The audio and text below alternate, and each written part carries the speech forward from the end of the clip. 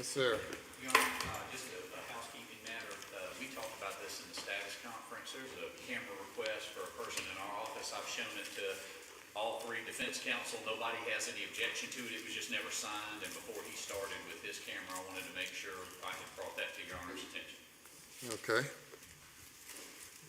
It'll be allowed. Thank you, Your Honor. Good morning, Your Honor. Good morning. Ma'am, hand this up. Yes, sir. Thank you. Your Honor, I sent an email last night. I received it and read it. Thank you, Your Honor. Outlining our motion to limit the scope of the prosecution's opening statement, specifically to preclude the following information argument from being presented during their opening statement. The issues we addressed yesterday, the first one, references to reckless disregard for human life as a misstatement of law. Murder requires an extreme reckless disregard for human life. So now you're going to read what you emailed me and what you just handed me? For the record, Your Honor. Well, the record is your filing. You filed it, so it's in the record. We talked about this yesterday. You filed it, a brief, and now you're reading to me what you filed. I have not filed a motion on the motion to preclude or limit the scope of the prosecution's testimony. I have not Well, that's done what that. you emailed it last night. Do you intend to file it? I have marked it as defense exhibit number 17, and of course, Your Honor has reviewed everything. Yes, sir. I'm saying that if you have, when you file, you prepare a motion of whatever sort, you file the motion, and then come and then read to me what you filed. You say, in order to make a record is made when you file it. I have to disagree, Your Honor. Well, That's an appellate lawyer, I have to disagree. Well, you disagree, but I'm the judge and that's my ruling. I don't need you to read verbatim something that you have filed because it's a part of the record. It's a waste of time. You submitted it, I read it, you filed it. Respectfully, this hasn't been filed with the clerk's office. Do you intend to file it? We can't, yes, Your Honor. Well, I thought you said it was Exhibit 17 or something. An exhibit's not, I'm not, again, not trying to belabor over the words, but what's marked as an exhibit is not the same as being filed with the clerk's office. We have this very issue in another high-profile case in Columbia about the filing of things and things that is known to a judge. I'm making sure that the appellate record is clear, and I haven't made a motion to limit the scope of the prosecution's opening. Based on Your Honor's position, if I have specific rulings on these matters, then it'll be addressed. Proceed. Thank you, Your Honor. Well, since Your Honor is aware and has reviewed the document that was sent, my position is, I understand Your Honor doesn't want me to rehash the arguments. I just need specific rulings on the four matters raised, four issues raised. All right. What says the state? You sent us home last night, Your Honor, and you asked the question whether or not there was any evidence that there were any case law talking about drug use at the time of the crime and whether or not that was relevant. I'll hand you three cases, State v. Dickerson, State v. Adams, and State v. Gilchrist, all of which it says yes. And in fact, in all three of these cases, what they talk about is drug use at the time of the crime. And what they all say is that not only is it admissible under 404B, but it's also admissible under res gesta.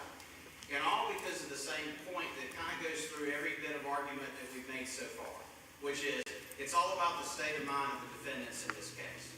Implied malice, everything from the initial argument by the defense that we had to add some language to clarify things like this, everything goes back to the state of mind of the defendants. And in each one of these cases, it says drug use at the time of the crime is exactly that. It goes to state of mind. It's not propensity evidence, and it's admissible. They even actually cite one case in there that talks about marijuana use at the time of the crime. Now, this is obviously methamphetamines. It's much more serious drug than marijuana. But even in that case, they talk about the use of the marijuana is relevant. You've got cocaine, you've got crack use in an armed robbery, you've got cocaine use for a murder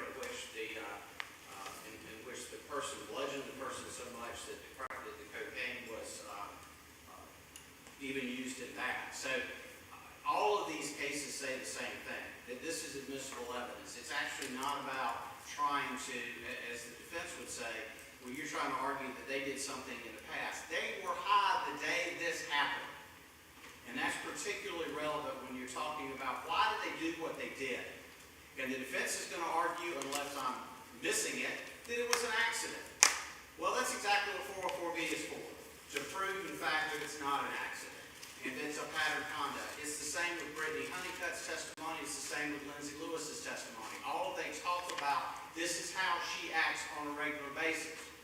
All of that is state of mind. All of that goes to why they did what they did. Unless I'm missing it, I assume the defense is going to argue this was just an accident, and we're arguing it's much more than that. As they argued earlier, it's extreme indifference to the safety and lives of others. And that extreme indifference is just in the child abuse case that I handed up to you last night, talks about it's admissible not just under 404B, but under res gesta as well. Those are two of the main issues. I don't really plan on going into a whole lot of other stuff about the legal stuff. I usually leave that to the judge until we get to closing and you talk to us about your charge. So I don't plan on going into that. But as far as those two issues, you asked for specific law on that. I gave that to you. And I would also say this finally. As far as an opening statement is concerned, we always make opening statements where there's going to be objections down the line.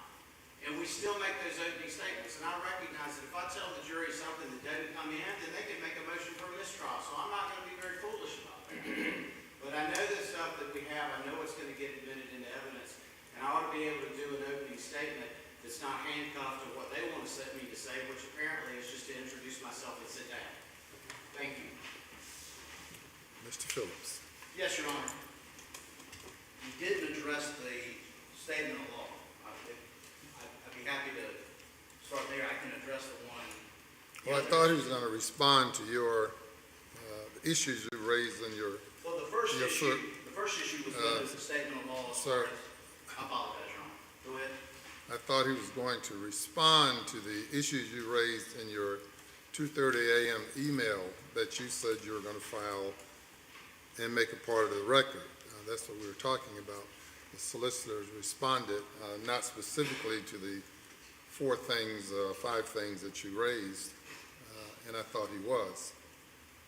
But go ahead.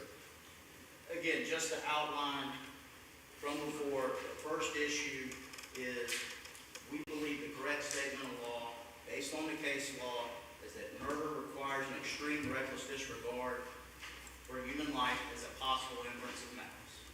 The second is references of drug use and toxicology. That has not been deemed admissible. As I argued under 404B, when a prior bad act has not resulted in a conviction, then it must be proved by clear and convincing evidence. And then, again, State v. Fletcher sets out the standard for that. And then when we look at kind of the backdrop under State versus Gore with the testimony from Brittany Honeycutt and Ms. Lewis, that when you have testimony that is very similar, it enhances and highlights the prejudice to the defendant. And none of this evidence has been deemed admissible. I've objected to it. And so if Your Honor says it's coming in, then I think they have the ability to argue it. But until that point, I think as far as effective assistance of counsel, I have to know where the boundaries are, or at least try to limit the boundaries for what I believe to be inadmissible evidence. I understand the prosecution's position about I can move for a mistrial later, at a later point. However, again, as the appellate court, I know that motions for mistrial are rarely reversed on appeal. It's a manifest necessity standard. Very rare for a case to get overturned on appeal on mistrial. And so I'm trying to ensure Ms. Pangalangan's right to a fair trial. And so that's why I have these motions. The other issue that wasn't addressed was the deferred ruling that Your Honor had on our motion to suppress the untimely and prejudicial disclosure of evidence. And that will be any references to the workings of the key fob or how the car operated, whether the keys locked in the car. And so that ruling was deferred as well. So we have those four issues that, again, in my position, to ensure her right to a fair trial, I just need to know the boundaries for where the prosecutor, because if I don't know, then I have to object. I'd rather not object during the opening, and then that turns into the situation we're in. Well, I'll say as to each party, I don't know how you would expect to convince a jury if you have no respect for the jurors' time. Before we left yesterday, I inquired as to whether there's anything else that needs to be addressed before opening statements in order to determine the most opportune time to have the jury come in. And each side says, no, there's nothing. We're ready for the jury and opening statements at 9:30. That's my primary discuss at the moment. And I hope that pattern doesn't continue throughout the trial.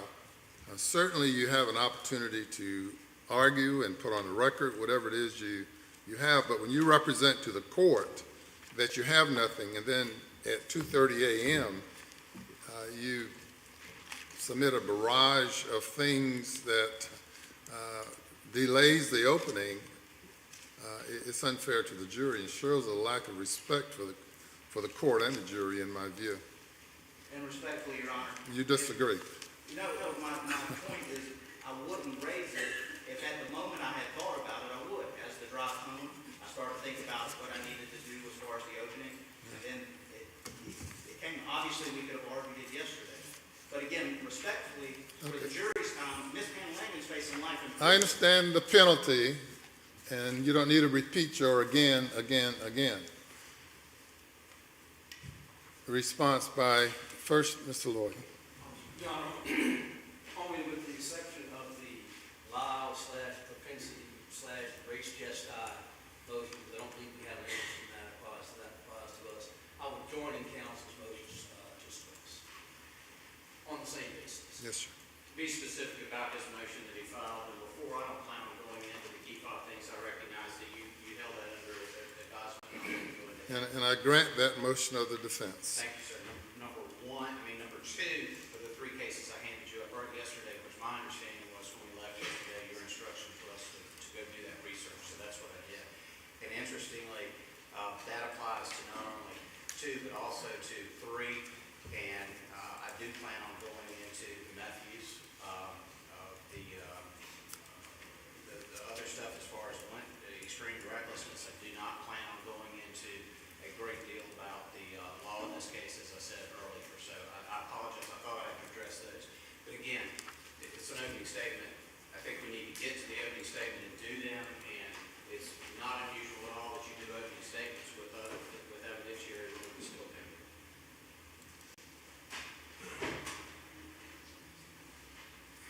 With regard to the motion to preclude the solicitor from misstating the law regarding the question of whether extreme recklessness is required for malice, based on the case that worked to conclude that reckless homicide is not a lesser included offense of murder. I deny the motion to limit the opening statements. The opening statements,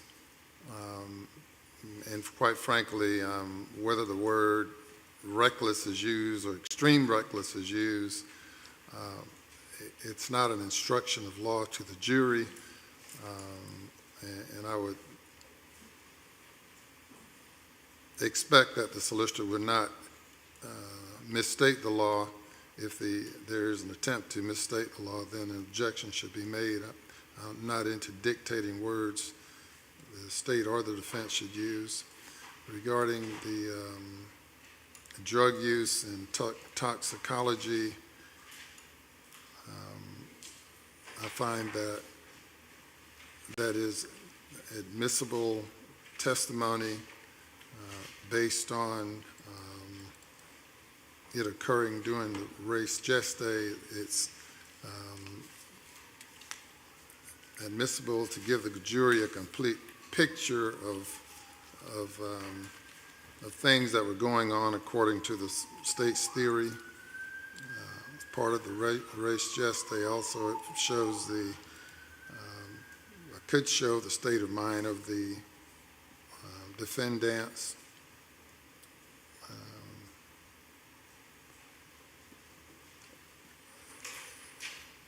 To the extent that, well, first it's relevant, and to the extent that it may be prejudicial, I find that the probative value outweighs any danger of unfair prejudice due to the state's burden of proof, and weighing both things,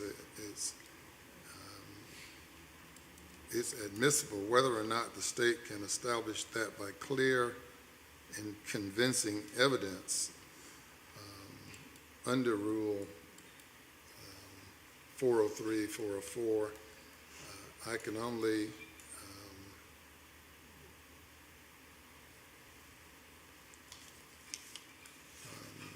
judge things based on the statements that were received and submitted by the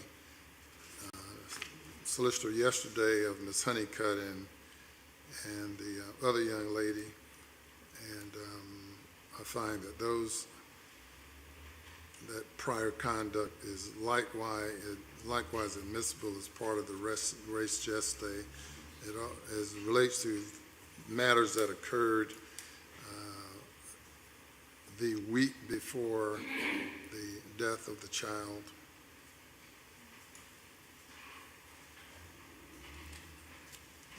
There are obviously some contents of the statement that speak of incidences occurring at a more remote period of time, and we'll address those issues during the course of the testimony. The parties are welcome to proffer testimony if you want to give the court more to go on, but as far as what I've had reviewed and received at this time, I find that the motion for number one regarding the solicitor's opening, the motion is denied. Regarding references to drug use and toxicology results, the motion is denied. With regard to the babysitter and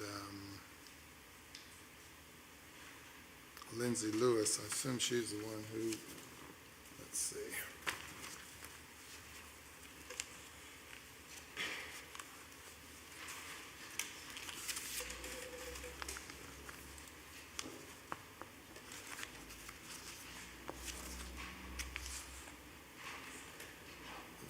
Statement of Lindsay Lewis is admissible, all as part of the race geste, and to show any lack of accident or state of mind of the accused. I grant the motion to exclude expert testimony regarding the key file. Thank you, Your Honor. And so I won't have to object during opening. Can I get confirmation that the issue's reserved? I'd rather not do that, out of fairness to the prosecutor. Can you get what? Confirmation of what? That the ruling is final, so I don't have to object during this opening statement, out of respect. Preliminary rulings are preliminary rulings. You object when you say, I am not precluding anyone from objecting as you might see fit to object. Yes, Your Honor. That's throughout the trial. Anything further before the jury comes in? Not from the state, Your Honor. No, Your Honor, thank you. Very good. All right, you'll bring the jury.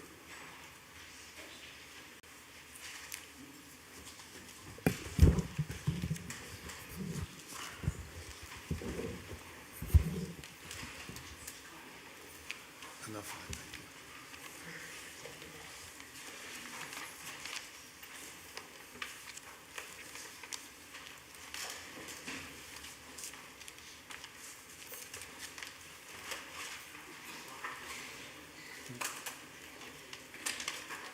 Yes, sir, that'd be good. I thought I had some, this is from yesterday.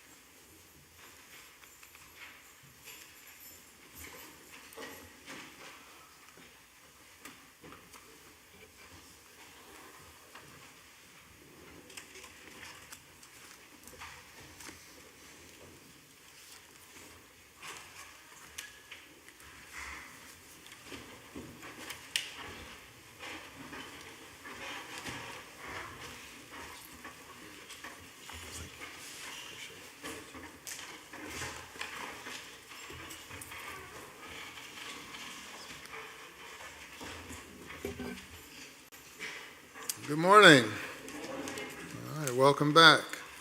Ladies and gentlemen, if you all will stand to be sworn.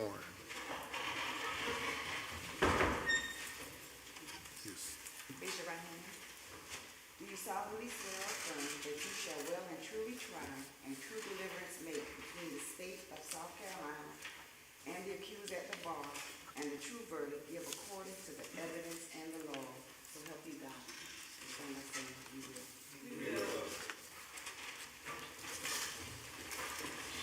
Well, ladies and gentlemen, you received a summons, I imagine, 2-3 weeks, a month or so ago, informing you that you had to report for jury duty here on yesterday.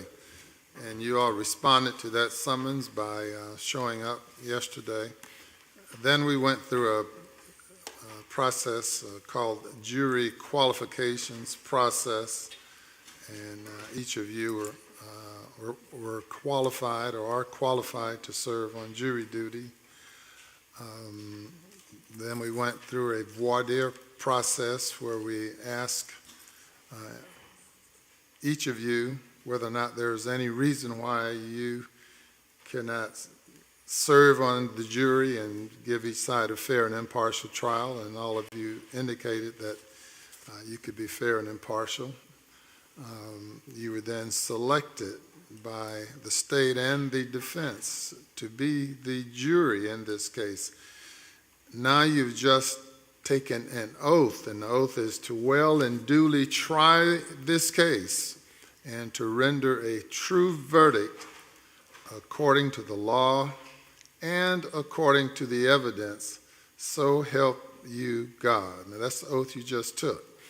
And if you hold firm to that oath, then at the end of the process, you will have fulfilled your duty on the jury, and no one will have any right to complain of a verdict that you render. And so we look forward to working with you in this case and to having you fulfill your responsibility as jurors. Now, the defendants in this case have been charged with murder, causing great bodily injury on a child, and criminal conspiracy. As to each of those charges, each defendant has pled not guilty, and they are presumed to be not guilty, and they cannot be found guilty unless the state presents evidence that convinces each of you of their guilt beyond a reasonable doubt. And that is the purpose of the trial. Now you will, at the end of the process, be asked to go back and to deliberate and to reach a verdict of guilty or not guilty on each charge in each indictment as to each defendant. And in order to be in a position to go back and to deliberate, you must receive the evidence, you must listen to the evidence, you must pay attention to the evidence, and the evidence generally comes from testimony that will take place with this witness stand together with any exhibits which has been made a part of the record. Exhibits might include photographs or various drawings or something other than testimony. So you will listen to the testimony and you receive any other evidence, and you will evaluate that evidence,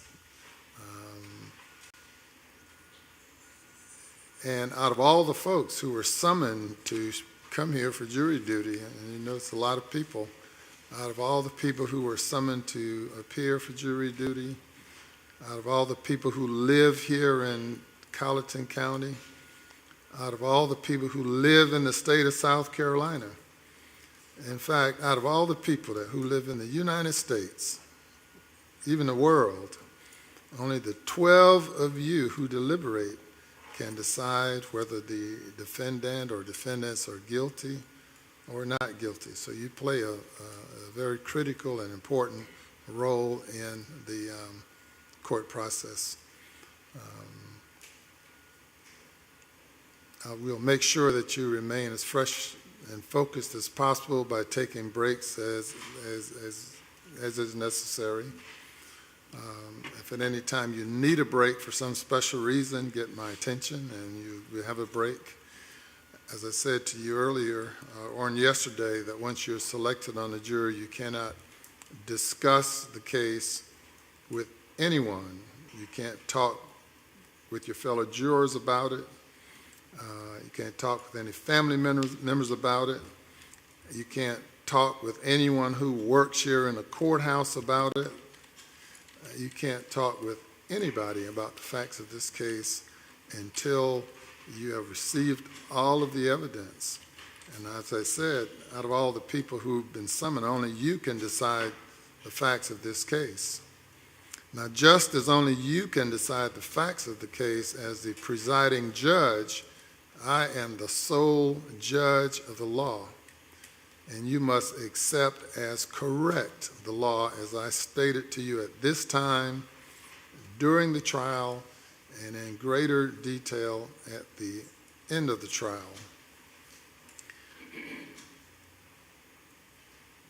Each party is represented by counsel, and certainly the lawyers play a very important and critical role in the process. But remember, what a lawyer says is not evidence. The evidence is the testimony and exhibits, and they certainly will argue their positions to you and play their critical role in dealing with witnesses who testify. Later in the process, I will appoint one of you to serve as the foreperson of the jury, and the foreperson will then act as the spokesperson for the jury, and the foreperson will have the responsibility, in addition to serving as a spokesperson for the jury and communicating with me as is necessary. The foreperson will preside over the jury deliberations and complete the verdict form at the end of the process, and that verdict must be unanimous.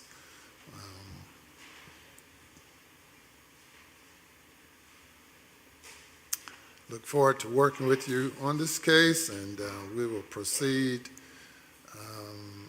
now with opening statements, first by the state.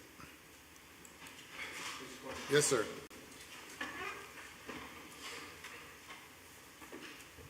Very hot August the 5th of 2019.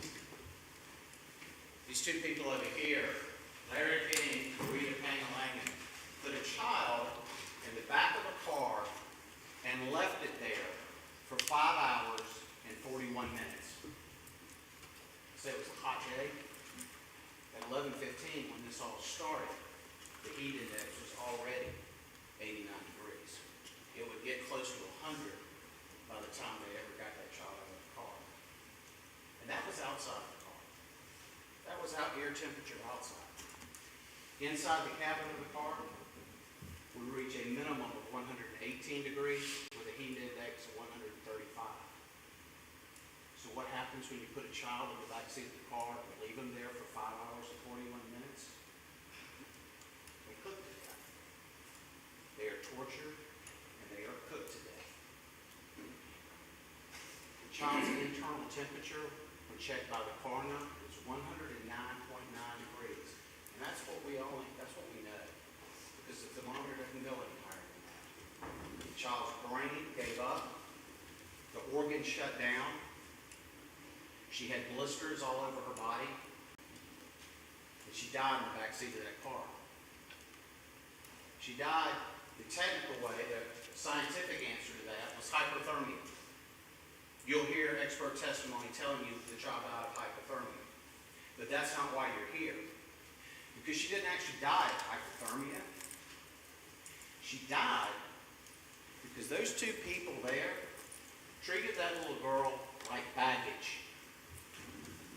They didn't forget her. They didn't put her in the car and forget her. They put her in the car because to them, she was baggage.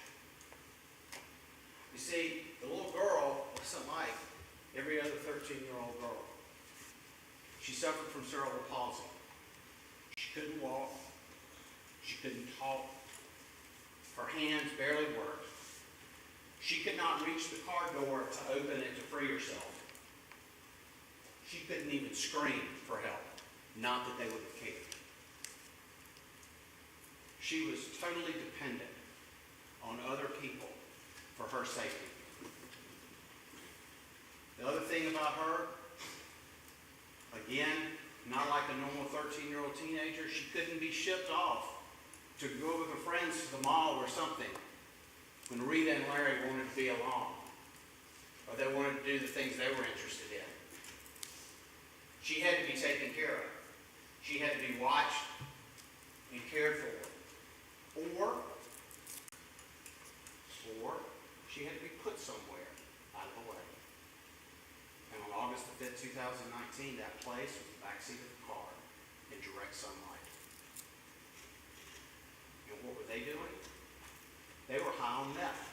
Objection, Your Honor. Prior motion. Objection's overruled. Not only were they high on meth, they were standing right in the car. They were swinging on the swing. They were hugging.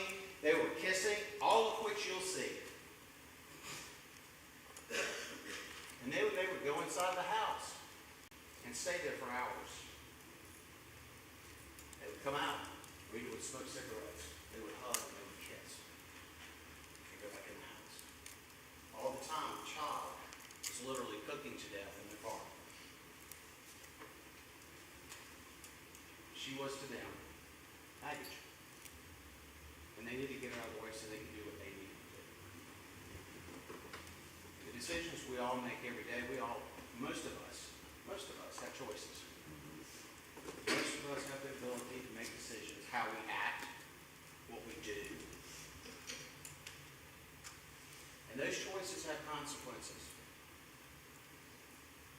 Rita Pangalangan chose to put that child in that car. She chose to focus her attention on Larry, to talk to him, to kiss him, to hug him, to go inside with him.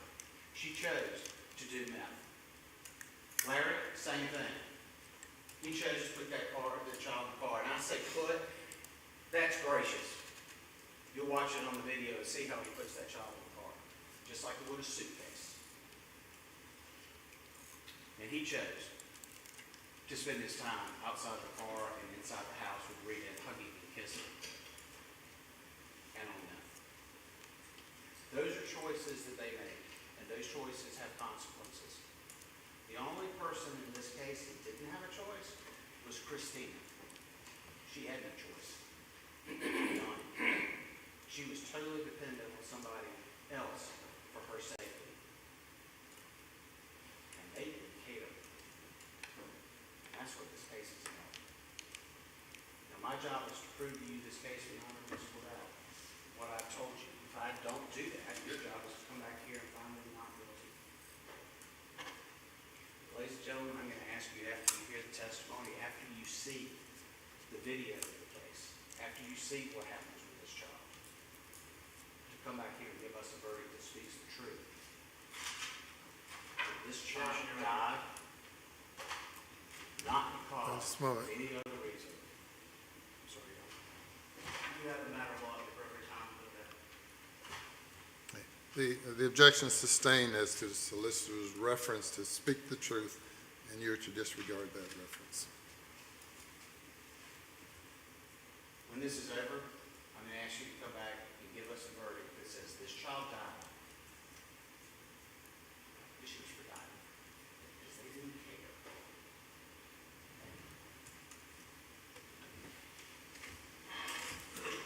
Mr. Loy? Thank you, Your Honor. Yes, sir. Morning. No 14 votes have been selected in this case.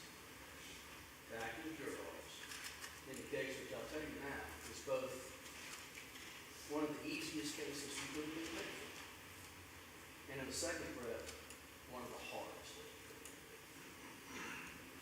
It's one of the easiest cases because, as you'll hear, probably several cases throughout the course of this trial, you as jurors are what we call the finders of the fact, or the judges of the facts.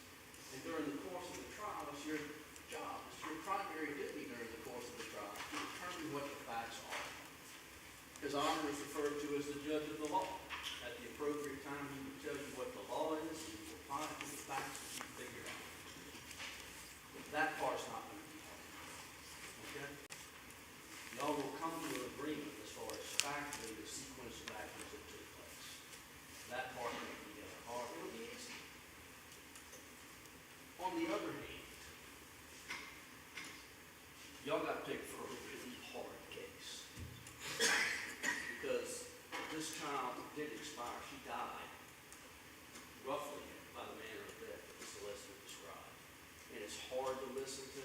It's hard to know. You've probably seen a newspaper article or a news story sometime about this happening in the past, if it has happened in the past. And it's a lot easier if you can turn the page and change the channel. Because it's real bad. And there's no way to sugarcoat it. I'll tell you. Just listening to it is going to be hard. Secondly, the other part of your duty that's going to be hard is you are required to keep an open mind throughout this entire proceeding. That is, you don't keep a score. Here's a point, there's a point, there's a point, here's a point. You listen to the testimony as it comes in. You look at any exhibits or evidence that is introduced, and you file them away and you get the complete picture. And at the end of the case, when the judge has given you the law and told you to take it back, and he's giving you the indictment, he's put the case in your lap, and he says, go on back to the jury room and deliberate.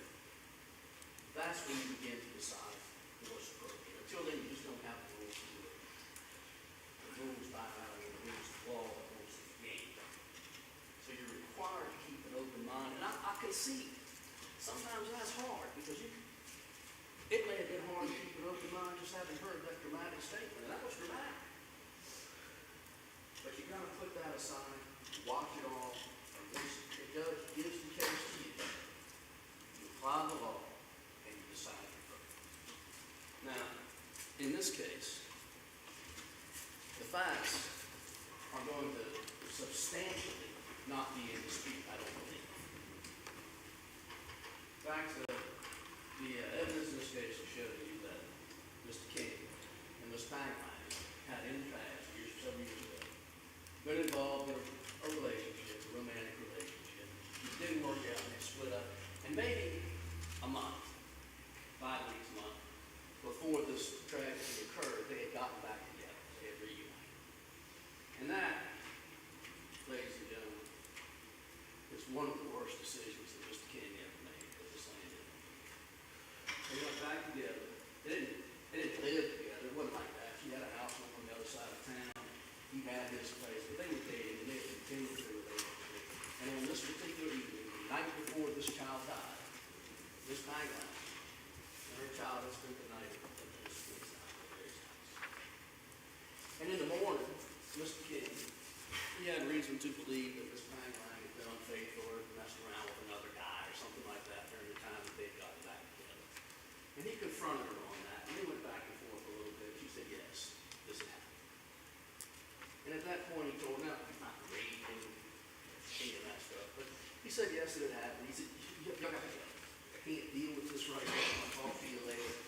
Y'all have to go. They went back and forth a little bit. Ms. Pangalangan said, okay. But I can't carry Cristina, as you've heard, put in. That I can't carry her. My back is hurt. I've got a kidney issue. And Larry said, I'll carry her. And I didn't, well, you will have a chance to view this videotape. And what the videotape will show you is that Mr. King came out of the door, cradling this child in his arms, completely appropriately, completely properly. Nothing abusive or disrespectful about it, nothing rude or wrong.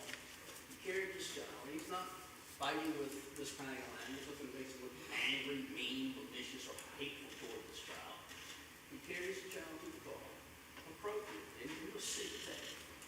The back door is gets there, he has to turn the child, so she goes in feet first and not hip first, and he does that. He turns her in his arms, and he places her in his car. And he backs up, and this mom, go over and do what you need to do to prepare the child to travel. Put the seatbelt on, do what she does, and you can see mom in the back seat, that's the little child. Mom steps away and closes. At this point, Mr. King's out of the picture. The child's out of his house, he's in mom's car, the door's closed, he's asking to leave, y'all are on your own. She's not his child. She's not his adopted child. He doesn't pay support, he doesn't bathe her, wash her, he doesn't feed her, he's not financially responsible for her. Mom's child was put her in the car and said, y'all need to go. Miss Pangalangan turns around. The video, the solicitor records, doesn't have audio, but it's pretty easy to follow the conversation that ensues. And y'all will see that Miss Pangalangan is pleading the case. I'm sorry, can we get past this? And Larry is telling her, you need to go. And they go back and forth for a while. Now, the car's running. Larry has every reason to believe the air conditioning's on. The child is in the custody of her mother, who is raising her at this point. And mom's got this child. He turns and he walks into his house, and mom walks behind. Sometime later, mom comes out, goes to the car. It's like she opens the back door, perhaps checks on the child, everything okay.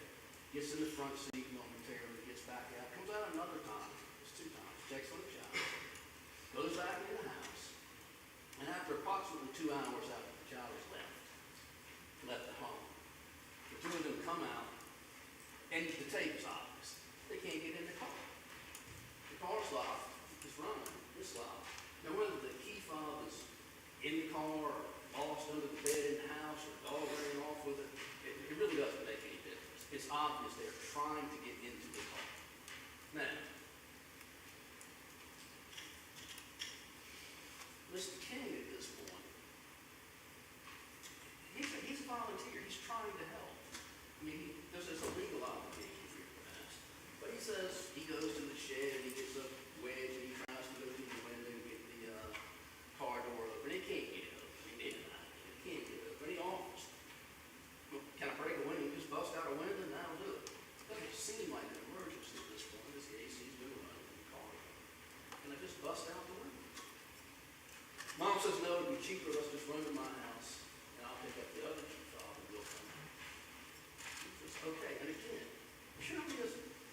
He got his feelings hurt earlier, but he's trying to help. And they get in the car and drive mom over to her house. She gets the key fob and they come back. And you watch the video again. And there's a little bit of issue. They have trouble getting in the car. They do get the car door open. And mom opens the door. And they find that the child is deceased.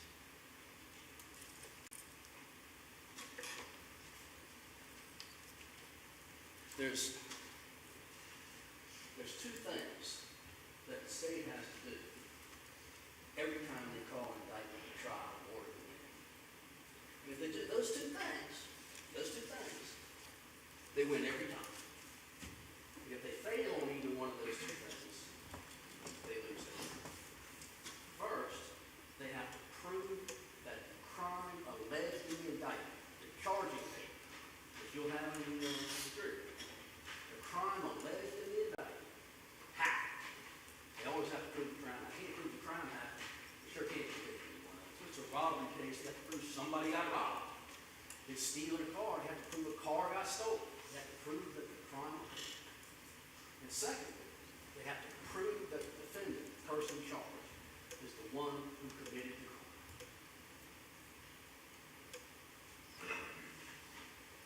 In this case, Mr. King, I'm only concerned with Mr. King. Ms. Pangalangan has her own attorney, her own defenses. She's not on my plate. I'm not here to shoot at her or to defend her. I'm here on Mr. King's behalf. And he has 3 indictments. He has an indictment for murder. Murder is a very specific crime. It's a very specific term of art. And the judge will instruct you on what it means at the close of this case. But when you apply the law as the judge instructs it to you, to the facts that you have found, it will be substantially as I have described. You will find that at least as relates to Mr. King,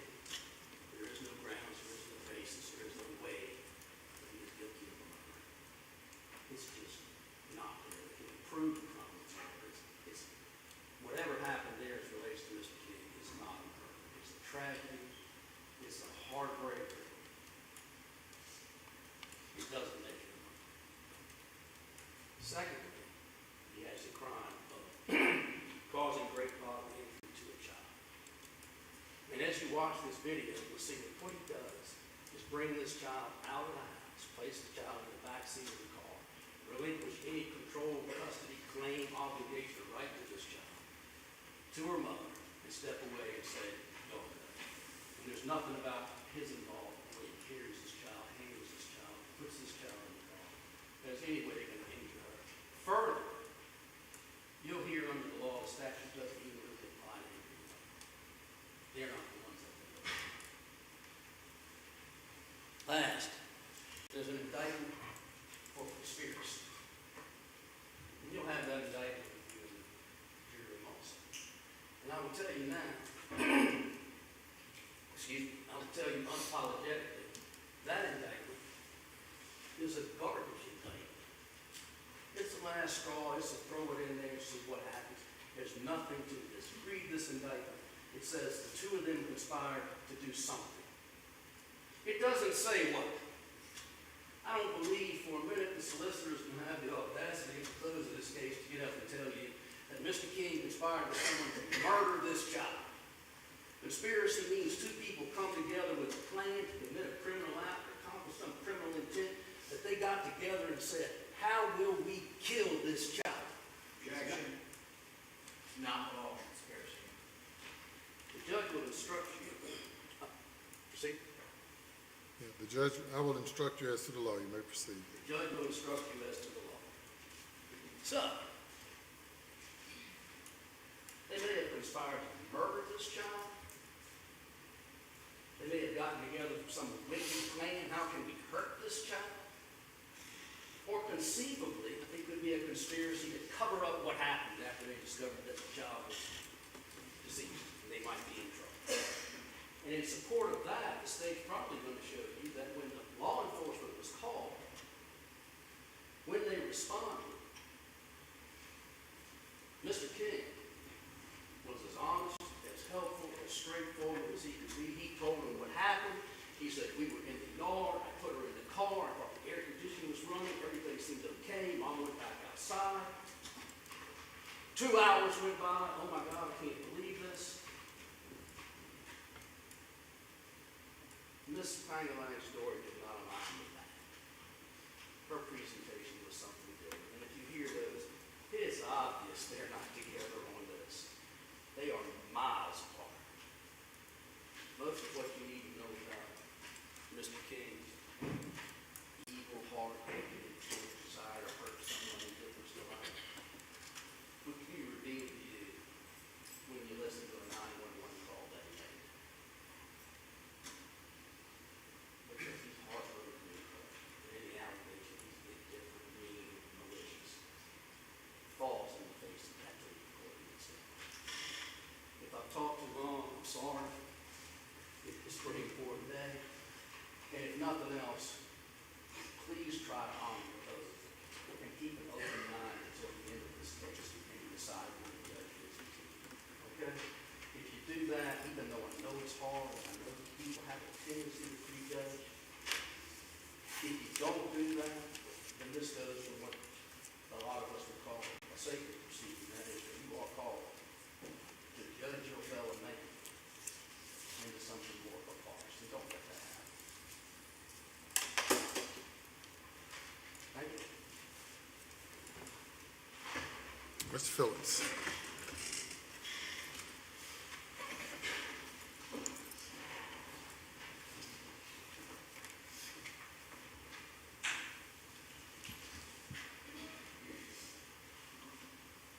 As a father of 2 girls and a baby boy, I know a parent's worst nightmare is the loss of their child.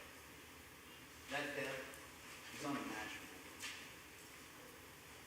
This case, what happened that day, is an absolute tragedy. Let me say that again. What happened that day was an absolute tragedy. We know and accept mistakes were made, that things should have been done differently.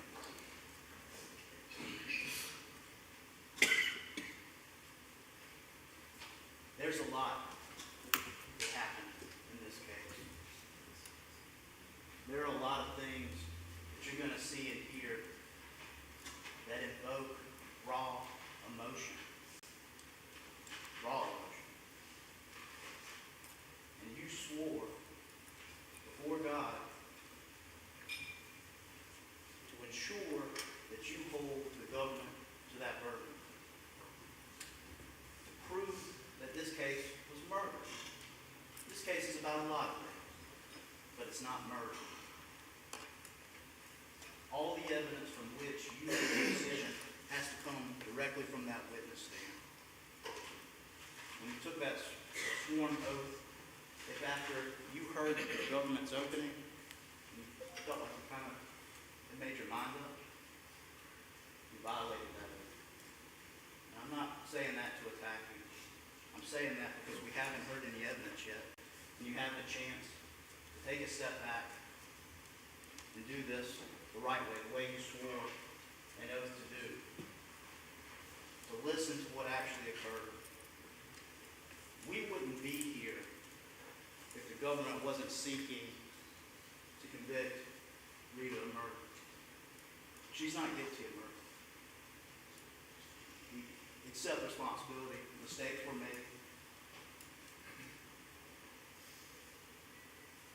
She should have done things differently. In having that ability, it is her living nightmare. Wake up in the morning and go to bed, and that's all she thinks about. Is what she could have done differently. If anybody's made a mistake, and they've had that opportunity where they think 1,000 times in their heads, I should have done this, I should have done that, I should have broke the window, I should have been more urgent, I shouldn't have left her in the car. She owns this. It's on her soul. This is not a murder case. This is not a murder case. It's a lot of things. One that she'll have to pay for. She'll have to pay a price. There's right. There are consequences for your action, but it's not murder. I don't want to minimize that. We're not going to make any excuses in this trial for what happened. Like I said, it's going to invoke raw emotion. It invokes raw emotion from me. Nobody's going to downplay that. Now, again, the government has to try to show that she's guilty of murder beyond a reasonable doubt. Now, how? Well, you can ask yourself, why do we believe she's not guilty of murder? Well, I contend, and certainly you can ask yourself this, if the government believes she was guilty of murder, why 3 years later do they charge her with great bodily injury or infliction of great bodily injury to a child? If they believe she was truly guilty of murder, why hedge the bet? Why charge her with something else? They were solely based on that. And I contend there is zero evidence of a conspiracy. Zero. Absolutely none. This case is on video. It's a surveillance cam from Mr. King's residence. There's no smoke and mirrors here. It's all there for you to see. All there for you to evaluate. We're not running from it. And the only reason you're here is because they want a conviction of murder, and that's not what happened. Period. And in this case, again, you will have to deal with very difficult things. You'll have to make difficult decisions. But you have sworn to set aside that emotion. I know it won't be easy. But again, you've got to make your decision based on the actual evidence presented and not on the grave emotion of what pulls up in you when you watch the video, because it does hurt. Nobody's going to deny that. The person who knows it hurts the most is Rita.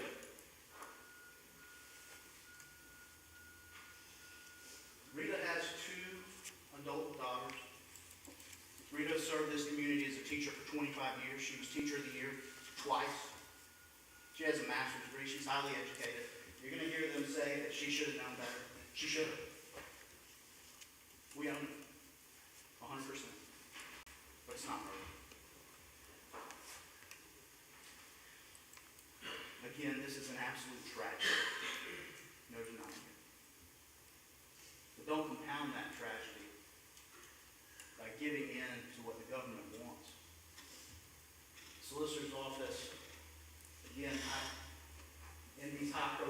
cases, you have the cameras, the lights, when they're seeking conviction for murder. This case is not murder.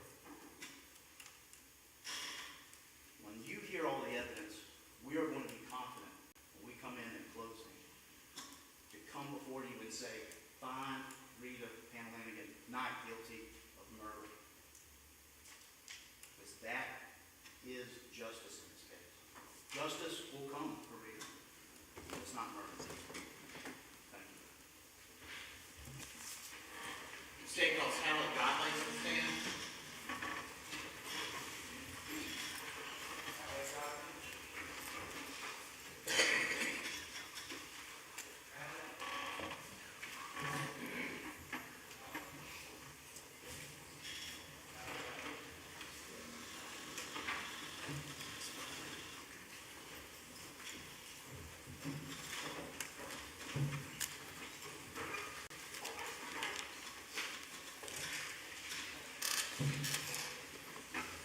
Let's stand and stretch for just a moment. Make sure you all stay fresh. Everybody, let's stand for a moment.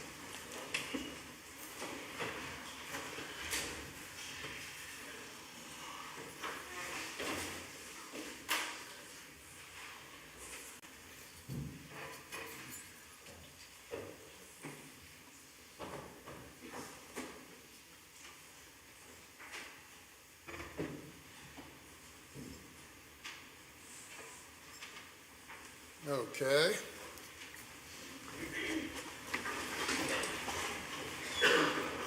your right hand, left hand on the Bible.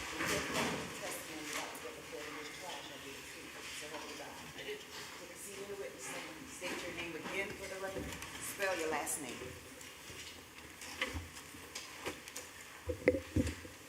My name is Hallie Godley. My last name is spelled Godley.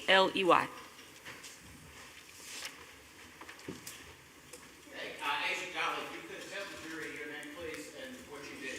My name is Special Agent Hallie Godley, and I work for SLED Narcotics currently. How long have you been with SLED? Going on 5.5 years. And I know we call it SLED, but what's the full title is the State Law Enforcement Division? Correct. Okay, so you've been with them for how long?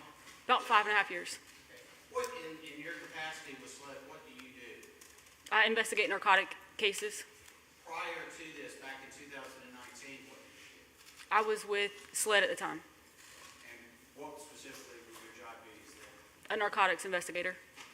How did you get involved in this case as a narcotics investigator? I was returning from a training class in Jasper County that day, so I was traveling back northbound on 95, and when this call came out over the Colleton County Dispatch radio channel, I was at exit 42 on 95, and this incident location was right down the road from where I was at. And when the call came out as a 12-year-old locked in a car, unresponsive, my first thought was, at the time, my daughter was 6, and she knew how to get out of a locked car, so Objection's overruled. so it immediately sounded suspicious to me. Let me stop you there just briefly. As you were mentioning 95, I want to give the jury some idea about where we're talking about. This is State's Exhibit 7. If we've already shown this to the defense. Any objections to it being admitted? It's admitted. Your Honor, I'll prove this off, and if this gets in anybody's way, I'll.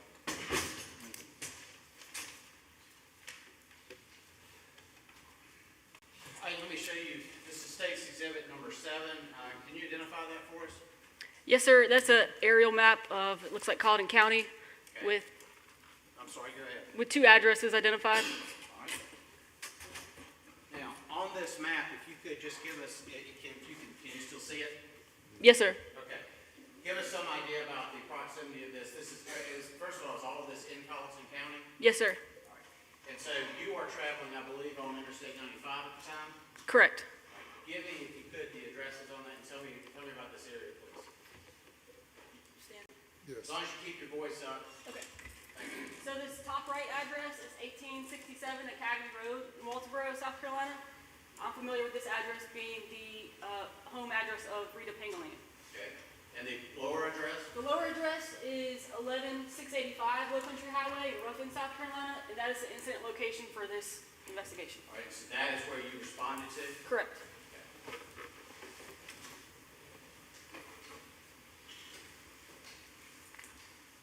When you arrived on the scene at, let me make sure I get this exactly right, the 11685 Low Country Highway, could you describe what you find once you get there? Initially, as I was responding, initially I passed the residence, and as I passed it, I saw two legs sticking up out of the tall grass in the yard. And in my mind, it reminded me immediately of at the time, my daughter had the life-size Anna and Elsa dolls. Just tell me what you saw. Just keep going. So as I returned back to the yard and got out of my vehicle, I saw Cristina on the ground, face down in the tall grass, and Larry walking around the front yard. All right, and you say Larry, who are you talking about? The individual in the button-up shirt, light blue or white, dark brown beard, with glasses and bald head. And you know his full name? Larry King.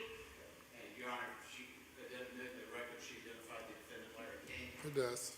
In Larry King, what is he doing when you get there? He's walking around, and I believe he was still on the phone with 911. Did you see Rita Pangalangan? Not initially.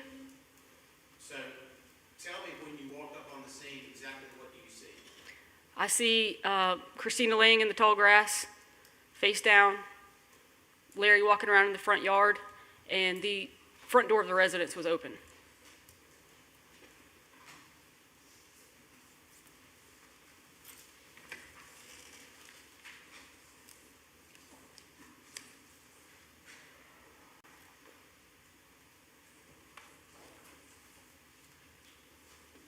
Let me show you what's been marked as State's Exhibit 5.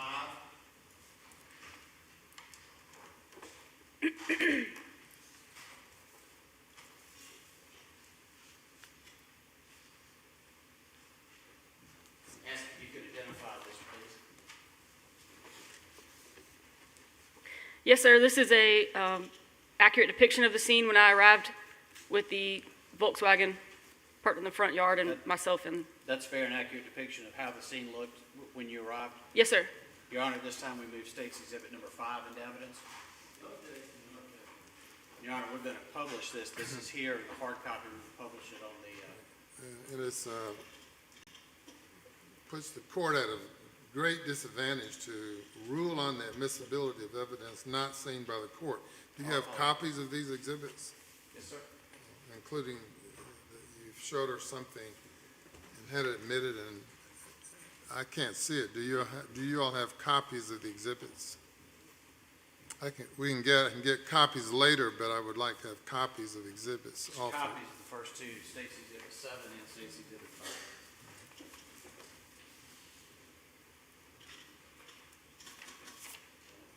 And number 5 is admitted, as well as number 7 has already been admitted.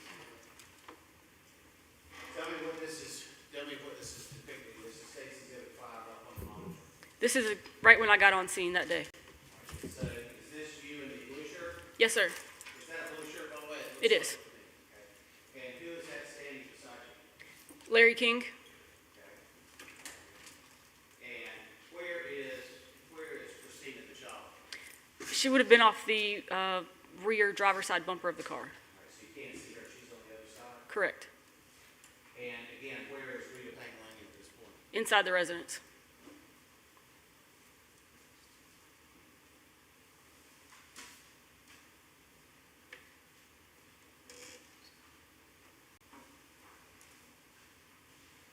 Your Honor, we need a matter of law.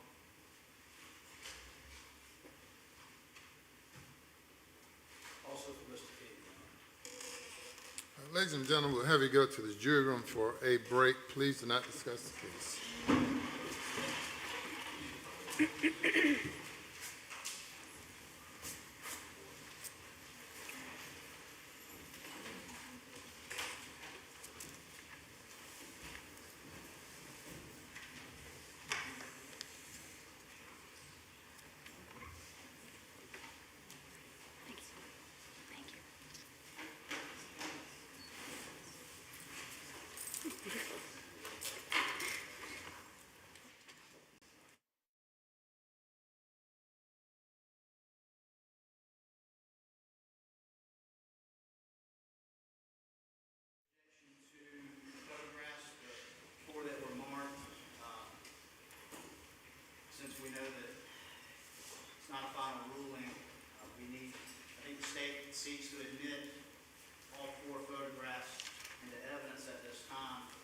So renewing our prior pretrial objection to those photographs with those arguments under Rule 403, going through the case laws, we cited even, the new case that recently came out from our Supreme Court on August 9th, Nelson.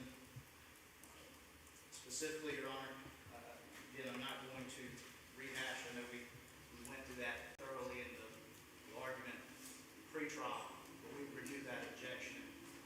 Need to hash that out now. Mr. Lawyer. Likewise, Your Honor, I believe under Nelson, what they have described in that case, as well as the trend of the law, to suppress the pictures which don't make any issue, contention more or less like this, just not probative. We have conceded what the solicitor said. This child was in the car, it got so hot, she basically baked to death, she was pulled out. The pictures don't demonstrate that any more than the words themselves do. Plus, these pictures have other prejudicial effect, and that this is a disabled child, and that's not the fault of either one of the defendants, but they are even more pathetic or emotional, and that the child looks emaciated. The child is wearing a diaper. And those have nothing to do with this, and they don't make it any more or less likely that there was malice involved. The actions are pretty much what we had conceded they were. The state said this happened, we said this happened. What do these prove? And what do they go to show this that is being contested? And I believe the answer is nothing. I don't believe that Yes, was sir. the answer. Let me hand you, Your Honor, first of all, the 4 photographs. Those are, and obviously I would still need to authenticate those from the witness. Nelson was an autopsy case, Your Honor. These are not autopsy pictures. These are crime scene pictures, which is why I handed you Upstate versus Kelsey yesterday. But even under the analysis of autopsy pictures, specifically the Supreme Court has routinely said that if photographs are probative, if they tend to shed light on any issue, if they corroborate testimony, if they are enable the jury to better understand testimony, including showing the condition of the victim's bodies, the probable type or location of the injuries, the position in which the bodies were discovered. Again, these are discovered as Agent Godley testified. This is right after this event has taken place. In fact, Larry King is still on the phone with 911 when it happens. This is also, you will see for the 5 hours and 41 minutes that the child is in the car, both Larry King and Rita Pangalangan approach that car at various times and actually look in the window. So at some point they're seeing exactly what this is and these blisters and the things that you're seeing. What's also, I think, important, and she just testified to this, at least part of it, is that when she gets there, the child is laying by herself in the grass. Rita Pangalangan, the mother, is nowhere near. And that's exactly how they found the child, and that was the condition that child was in throughout the entire event. All right. Exhibits number 2 and 4 are admitted over objection as they depict the scene at the time the officer arrived and is being used to further describe her testimony, and that the pictures are not of such a nature that their prejudice exceeds the probative value. With regard to number 1 and number 3, what do these pictures purport to show? That is of significance. This is how, on State's Exhibit 3, these are, it's actually the same photograph. This is the bottom half, and this is the full body shot. Again, not only is it how the child was found, you can see the blisters that were on the child's body. You can see it on both photographs, or can Yes, you? you can. So they show the same injuries. They do. The only difference is you can see the child's face, which I believe that both King and Pangalangan would have been able to see if they looked in the car. And there's no way for me to tell you, other than to tell you on the video, they are looking in the car at various times, sometimes to look at, supposedly looking to see how they get the car unlocked. But there are various times in the video in which they're looking in. This is what they would see with that child. And Your Honor, And I'll get back to you. I'm talking to the solicitor. yes, sir. And the tag on the feet of the child, That is, they had to put I think the coroner put the tag on that.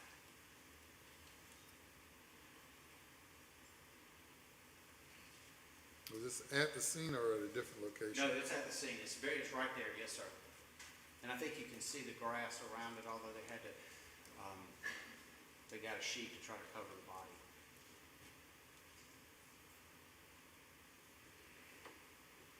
All right, Mr. Phillips. Thank you, Your Honor.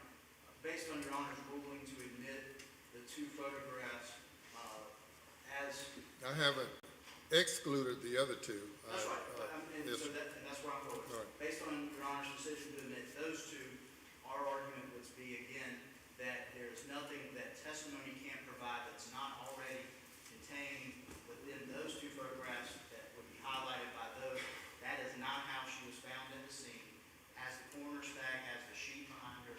One's obviously an enhanced photograph with the injuries. These photos are nothing more to inflame the passions and prejudice of the jury, to have them make a decision based on an improper basis, not the evidence themselves. And Your Honor has decided to admit those two photographs. With that, to me, those additional two photographs, the probative value would be substantially outweighed by its prejudicial effect. Mr. Loy. You know, I would join, I don't believe that those photographs show anything that's not, can't be described by a witness on the stand adequately, and it's not adequately shown in the pictures that are there. I would note that on, in Nelson on page 3, the part that's indented, they do what we do. And the Supreme Court seems to think it's important, where in the opening statement, counsel said, we agree the victim was brutally murdered. We agree she had at least 90 wounds to her body. We agree with the prosecutor about the cause of her death. We agree about where she was killed. We agree in general what the murder weapon was. And we agree that these people were there. We're in the same, and the Supreme Court seems to think that's an important point, because they quote it, they indent it, and then they go further and say, we agree with that, and we think that negates a lot of the necessity to bring this in, and it just makes it inflammatory. At this point, I think it's also cumulative, inflammatory as well as cumulative. If the state's one around, I don't think they need this one too. Last word, Mr. Solicitor.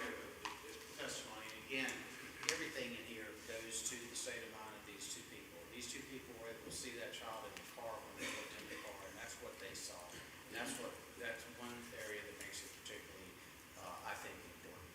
If I could, there's no foundation. Last word, Mr. Go ahead, sir. The windows are tinted.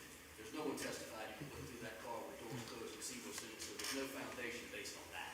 All right, these two photographs, 1 and 3, are admitted over objection. They show the bruising on the child and further shows the condition at the time of the discovery of the child. They're admitted over objection. Thank you. And we'll take 5 minutes and we'll proceed. You may step down for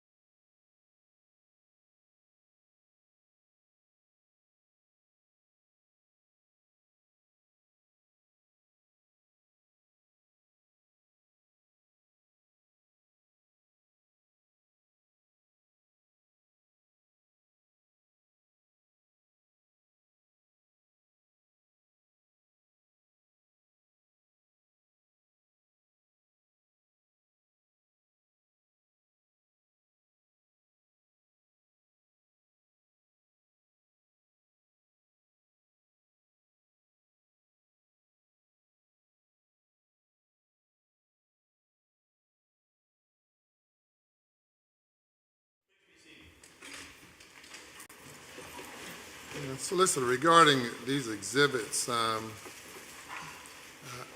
typically like to get copies of the exhibits before they're being offered, not as they're being offered, because I don't want to stop the testimony to look at the exhibits, to evaluate it if I have them. You all have them. I assume you've shared a lot of them with the defense.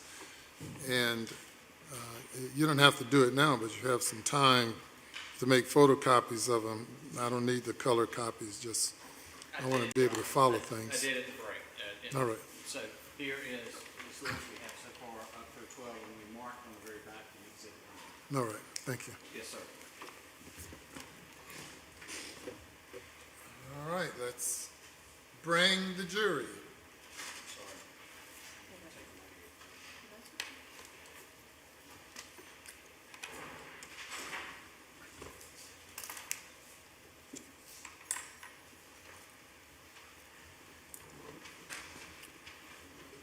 In addition to the fact that I can't see, I'm surprised you said you could see it.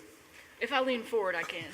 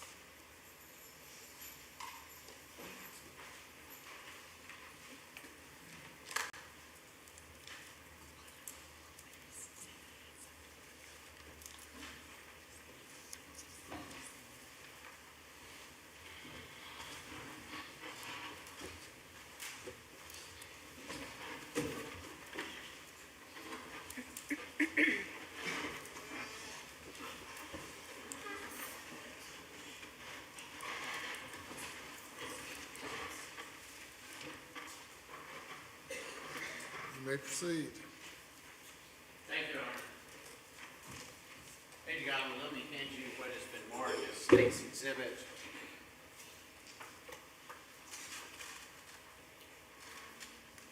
2, 3, 4, and 1.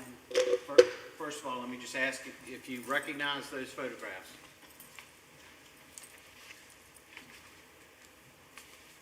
Yes, sir. Are those fair and accurate depictions of the scene as you saw them that day? Yes, sir. At this time, Your Honor, we move State's Exhibit 1, 2, 3, and 4 into evidence. Subject prior objection. They're admitted over objection. Thank you. I'll first call your attention to the monitor, Your Honor. I've got these marked, but I also have them on the monitor. Let me go first to State's Exhibit 2. I think I have that so everybody can see. Tell me what this photograph is depicting. This is what I saw when I got on scene, as far as where Cristina was. Also the vehicle, the Volkswagen was parked just as it is there. Now, when you say Cristina, did you know her? Or did you just learn her name later, or did you know her name? I knew of her previously. Okay, so you knew her name. So when you... Pardon? Objection. Basis for the objection. There's no foundation for that, and it's highly critical. Objection is overruled. Thank you. So when you say Cristina, you know that's who that is? Yes, sir. Okay. Let me go now to State's Exhibit 4. Tell me what's depicted in that. Again, it's another picture of Cristina laying in the overgrown grass. State's Exhibit 1. Is that a fair and accurate depiction as you saw it that day? It is. Tell me what that depicts. Also, Christina's body after it had been rolled over. And then State's Exhibit 3. Tell us what those are. Blisters on her skin, which is showing down to her raw skin. Let me go back, if I could, to State's Exhibit 2. Now, where are you when you walk up on this scene? And I know we had a photograph earlier that we put in for the overall scene as you were walking up. Where are you standing at this part? As I walk onto the scene, Yes. it would have been in the direction of the jury box. Okay. And where is Larry King? To the left, And where is Rita Pangalangan? inside the residence.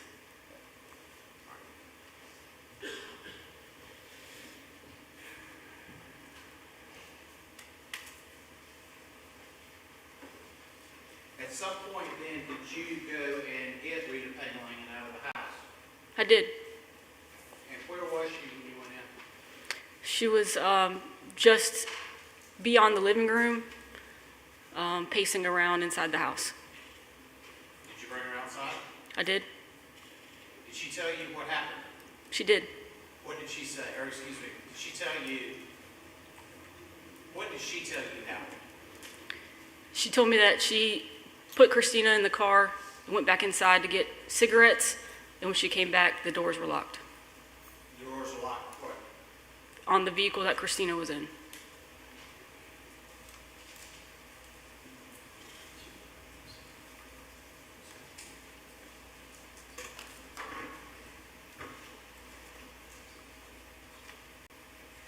Let me ask you one other thing too. When you got to the scene, what was it like outside? What was the temperature?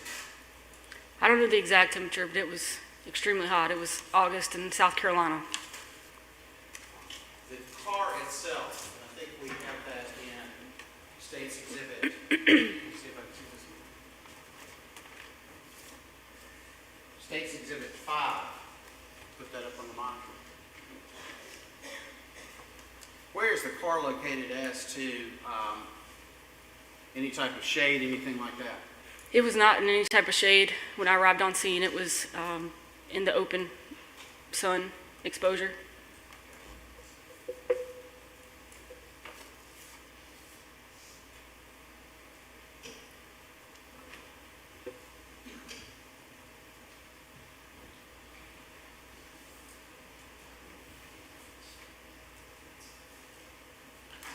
I don't have any further questions. Answer any questions if that's. Yes, sir.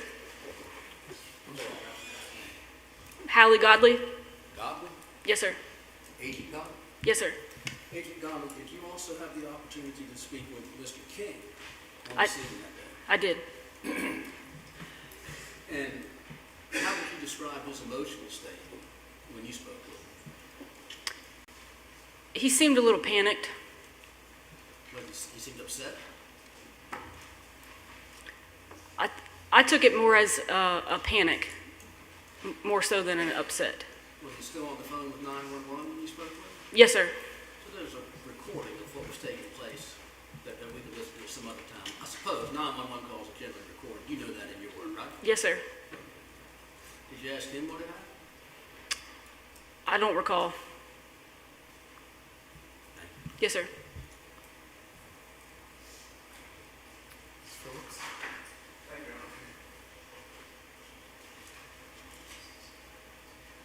Agent Godley, you said when you arrived, Rita was inside. Yes, sir. Were you aware that Rita's the one who got her out of the car? At that time, no, sir. But you do know that to be true. Correct. Right. And as far as that point, you weren't there after gets her out of the car, and you didn't observe the way she acted after finding the body, is that? That's correct. No further question, Your Honor. That's all this time, Your Honor. State call Charles Johns. You may step down.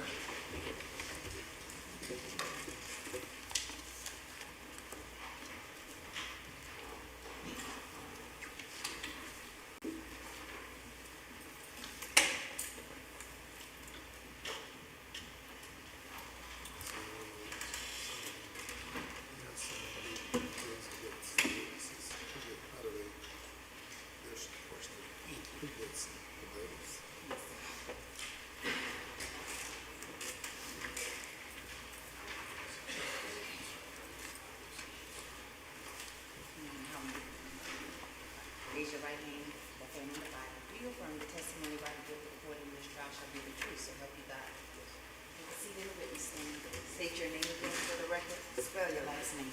Charles Jones, Jones. Mr. Jones, what do you do, sir? I'm a firefighter paramedic for Pangalangan County Fire Rescue. And how long have you been a firefighter paramedic? Is that, by the way, is that a combined job? Yes. Okay. So how long have you been at that job? This November I'm at 6 years, I believe. Now, when you, as a paramedic, what does that, I know there's some tiers of emergency medicine. How does the paramedic rank? You have your EMT basic, your advanced EMT, and then your paramedic. And so as a paramedic, can you assess whether or not somebody is alive, dead, Yes. and you have some equipment and things like this that you Yes. use? You were called to 685 Low Country Highway on August the 5th, 2019, were you not? Yes. Tell me what you found when you got there. Child laying prone with her legs kind of extended a little bit, a few feet from the rear passenger, or rear driver's side of the vehicle on the ground. Didn't appear to be breathing or have a pulse. I'm sorry, I didn't understand. Didn't appear to be breathing or have a pulse. Did you check for any of that? Yes, we applied the cardiac monitor, which showed what's called an asystole rhythm, which means there's no heartbeat at that time. All right, so when you apply cardiac, how do you do that? We apply 4 leads on the person's body. Are these the little white things? Yes, yes, So did you apply those 4 leads on Yes. Christina's body? yes, And did you check that with the monitor? yes. And what were the results of that? It showed the asystole rhythm, which is no electric activity or heartbeat, So what does that mean? that the party's deceased. No further questions this time. No, Your Honor. No further questions. All right, thank you, sir. Thank you. State called Scott Shake.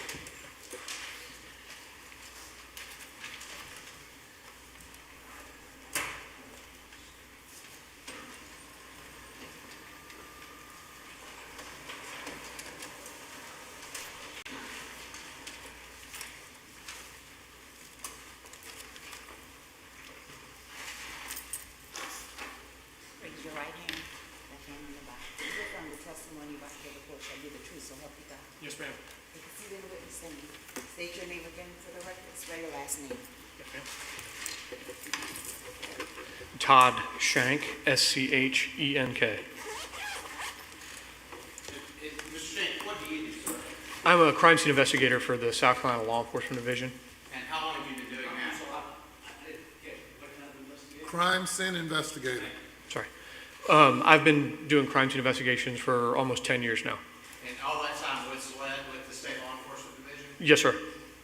And so in your capacity as a crime scene investigator, what do you do? So our job at SLED is to respond and give forensics expertise to our counterparts at the local, county, or municipality level. So we show up, we'll document their crime scenes with photos, collect evidence, give any kind of scientific help we can in the forensics field to our local counterparts. All right, so you are collecting evidence, but at the scene, you're collecting it through the case? We are, yes. Let me first go to State's Exhibit 8.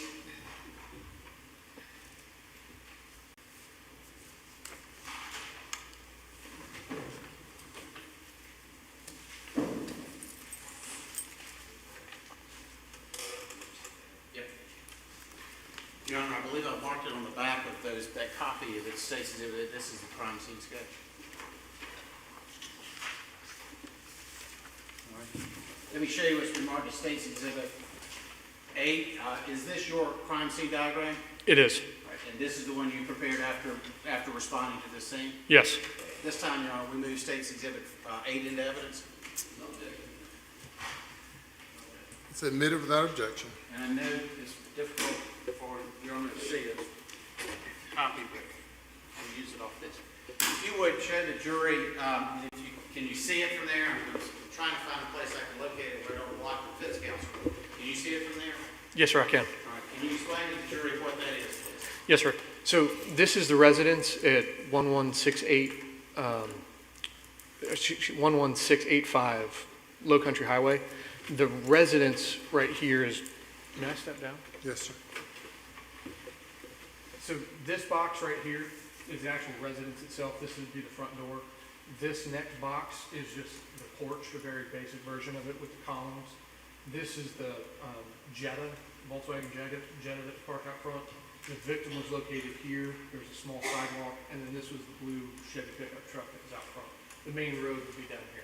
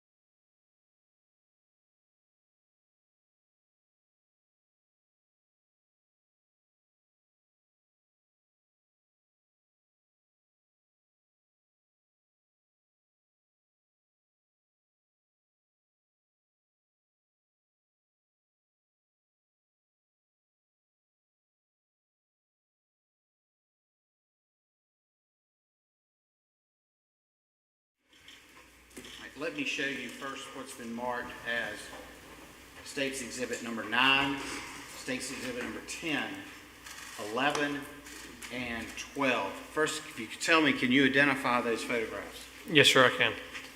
And are those fair and accurate depictions of how the back seat of that car looked when you and your team inventoried it? Yes, And those are fair and accurate depictions of what's in that bag and as the bag being opened, the whole bit? yes. Okay.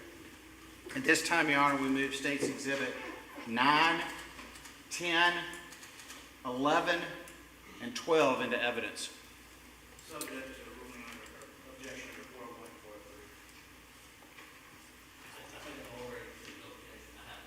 4.43. Okay, they're admitted over objection of, Thank you, Your Honor. Let me first show you on the monitor State's Exhibit number 9. Now, can you describe for us what that is? I know might be kind of hard to see from here. Can you see it well Yes, sir, I enough? can. Okay, if you could describe for the jury what that is. So this is looking in the rear passenger door of the Jetta. So the front passenger is the seat on the top right of the photo. This would be the, go ahead, sorry. And I'm going to stop you there. This bright spot right here, what is that? That is the open door on the driver's side of the back. All right, and so that is in the same condition as the crime scene that we showed earlier, which is State's Exhibit 5 that the door's open. Yes, sir, it is. Okay, so you're now on the other side of this car, which would be, go back to the file, please. Back up here. Correct. Is that correct? Yes. Okay. All right. If you go back to State's Exhibit 9. All right, so in that back seat, tell us what that is. So there's a blue duffel bag, some kind of gym bag sitting on the rear passenger seat. There was a pink sippy cup in the middle of the car, or the middle of the seat, and then some other items down there on the floorboards. And the bag, is that in the condition that you saw it when you got there? It is.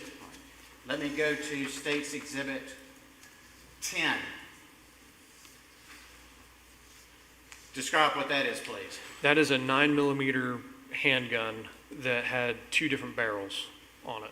And that was in the top of that bag. It was. The hand on the left, is that one of your team members or your team? That's my photographer spreading the bag so you can see the handgun. And then let me show you State's Exhibit number 11. Tell us what that is. That's showing that there are 2 cartridges in each, or a cartridge in each chamber of the handgun. Okay, when you say cartridge, what do you mean? It's the unfired bullet. So the bullet, It's loaded. it's loaded, yes. And then finally, let me show you State's Exhibit 12. What's that? That was a Tupperware full of cigarettes in the bag. And that's all in the back seat of the car? Correct.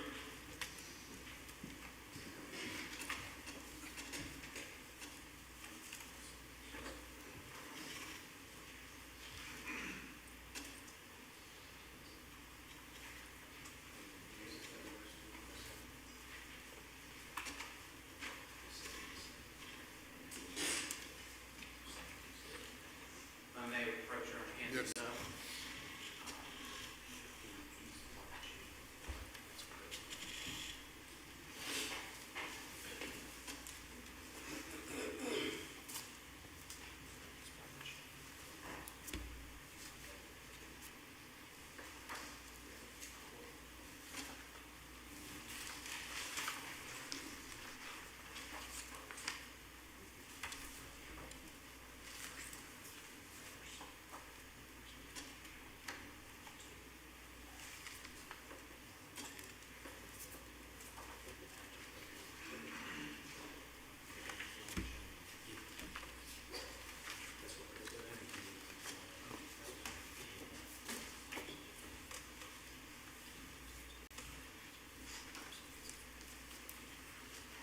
All right, let me show you what's been marked as State's Exhibit 29. And I'll hand these at you, and I'll just ask you to hold on to them for right now, please. 30, 31, 32, 25, 26, 27, and 28. Are those fair and accurate depictions of what is shown in those photographs? It is. And what are those? These are tubes of blood that I collected via chain of custody from the Colleton County Sheriff's Office. Okay. And what did you do with the, and before you get into that, these other tubes, tubes of blood would be referenced in 27 and 28. What about these other photographs? These are photographs showing the container and how I sealed them and submitted them into the lab. Okay. At this time, Your Honor, we introduce these photographs into evidence, State's Exhibit 29, 30, 31, 32, 25, 26, 27, and 28. Subject to this time now, foundations related. Can you repeat that, please? I would object to their introduction at this time. I do not believe a foundation has been laid. Mr. Phillips? Subject to prior objections. They will be marked for ID purposes at this time. Okay. So let me ask you, first of all, when you took the blood, what did you do with it? So- First of all, the blood vials, where are the blood vials coming from? I believe it was Investigator Kelly Paget, or investigator with the Colleton County Sheriff's Office. Okay, from the sheriff's office. Correct. Okay. Did you get all of the blood vials from her? I did. All right, when you received those, are those blood vials concerning, and I think we've got, I want to read them. Do you know where the blood came from? It came from our two suspects. Larry King and Rita Pangalangan? Yes, sir. And these blood vials, what did you do with them once you received them? So once I get them, I transport them back to Columbia to the forensics lab. I seal them in a heat seal pouch, log them in, and submit them so they can be disseminated. So you actually put them in the best evidence bag at SLED? The heat seal, yes, sir, I did. Okay. How did you receive? Did you receive them as is depicted in, I guess it states Exhibit 27? Yes, sir, I got them in it was a sandwich bag or some kind of Ziploc bag from the hospital. And these numbers on there, what do those numbers indicate? That's the lab number, item number, and my initials. And so these are that's your initials there? Correct. And then this other paperwork on what I just referred to as the best evidence bags, this is what you actually produced, is that correct? It is. All right. And what's the purpose of those? And specifically, that is in State's Exhibit number 30 and State's Exhibit number 29. What's They're the purpose of that? tamper-evident bags where it's a plastic bag that we use a heat sealer to seal the top and we initial and date the seal. And that just shows that if someone were to try to access that evidence, they would have to destroy the seal to get to it. So it's a way of sealing it. So your taking of the blood, did you change or alter the blood of either Rita Pangalangan or Larry King in any way? No, sir. Your process was as a chain of custody, which takes it from one person to another? Yes. And in that process, you put them in these best evidence bags, which are indicated in these photographs? Yes. Did you change or alter what was inside of that in any way, shape, or form? No. And the writing on State's Exhibit 25, 26, actually 31 as well, 29, 30, and 27, all that writing on there indicated on that is stuff that you did, you prepared I did. as a part of the chain of custody. I did. Okay. And again, you did not alter it or change it in any way? No. Your Honor, this time we move those exhibits into evidence. Same objection. I can rule on each individually if you prefer. Subject to the prior objections that we have Excuse me. related to toxicology.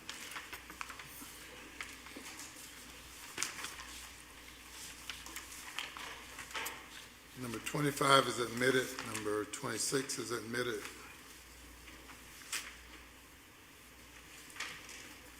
Number 27 is for ID purposes only at this time, as well as 28. 29 is admitted. 30 is admitted. 31 and 32 are for ID purposes only at this time. So for ID purposes only, 27, 32, 31, is that correct? And 28, I think, is also ID. 27, 28, 31, and 32 are for ID purposes only at this time.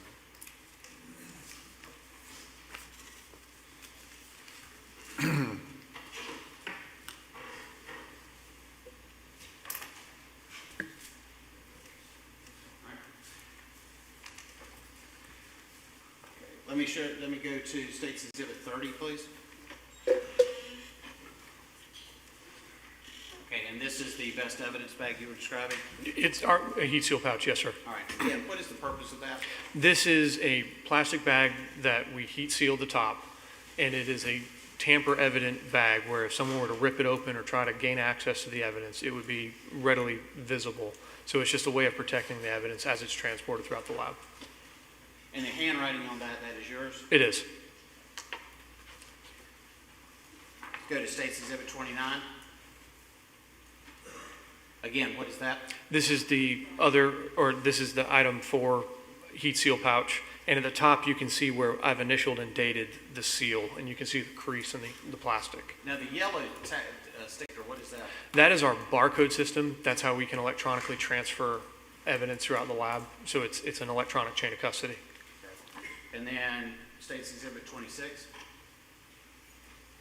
This is item 6, heat seal pouch. And State's Exhibit 25. This is showing the initials and date on the actual seal where I sealed it on item 6. And the purpose of you sealing it at that point, once you seal it, what do you do with it? I then submit it to our evidence process or our evidence control, who will then disseminate it throughout the lab to where it needs to go. In your lab, and we talked about you being a crime scene investigator. Tell me about what type of lab you talk about when you say lab. It's a the South Carolina Law Enforcement Forensic Services Laboratory. So we do everything from crime scene to firearms, latent prints, DNA, trace, tox, any forensic evidence, any kind of forensic science that we need to do, we do. And so when you say tox, what do you mean? Our toxicology department, they can look at blood, and it's best for a tox to tell you exactly what they do. But we have scientists that work in the building and can work in their discipline. Okay, and so all of these items here, you took that to the lab and turned it over to them, is that correct? I did. And again, did you change or alter it in any way before you did that? No. Thank you, Your Honor. Any further questions at this time? By the defense. I've got no questions for you, Shane. Thank you. Thank you. Thanks, sir.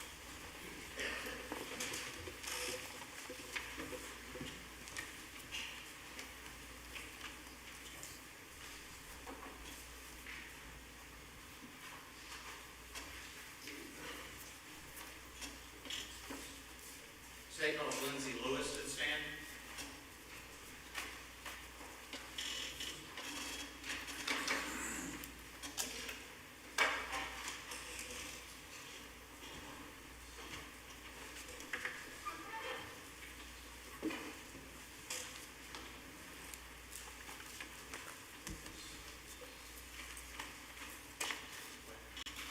Your Honor, of course, this is subject to fire. Yes, sir.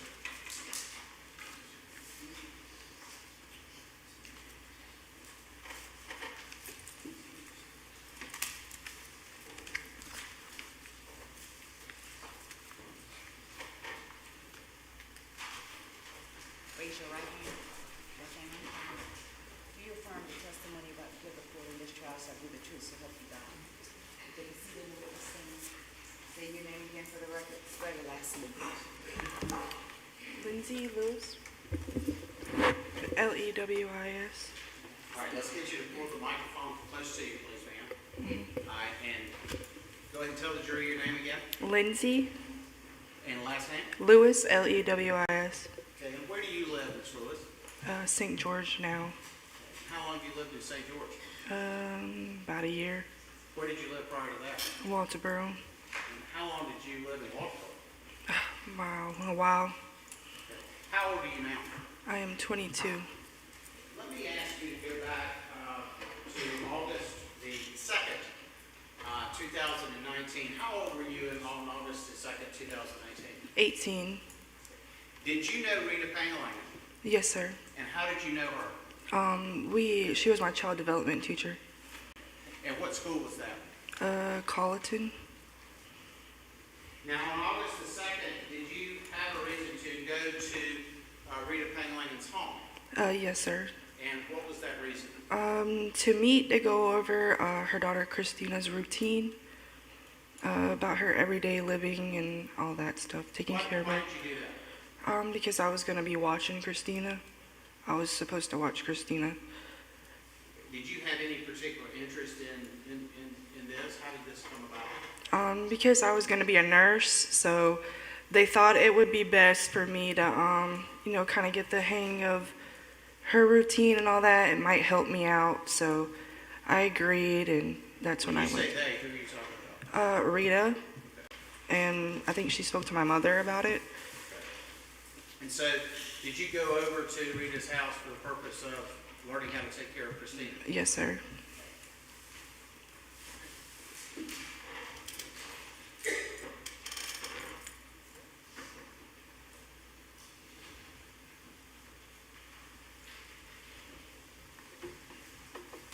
It's a copy for your honor.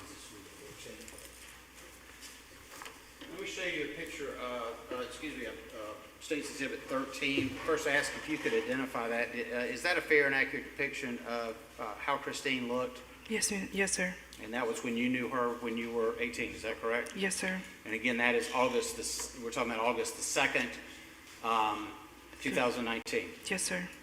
At this point, Your Honor, we're moving into State's Exhibit 13. No objection, Your Honor. No objection. It's admitted. Appreciate it if you could go to State's Exhibit 13. All right, now, as you knew Christine, first of all, tell me about her. She appears to be in a wheelchair. When Yes, you were sir. dealing with her at the house, tell me about her. Could she walk? No, sir.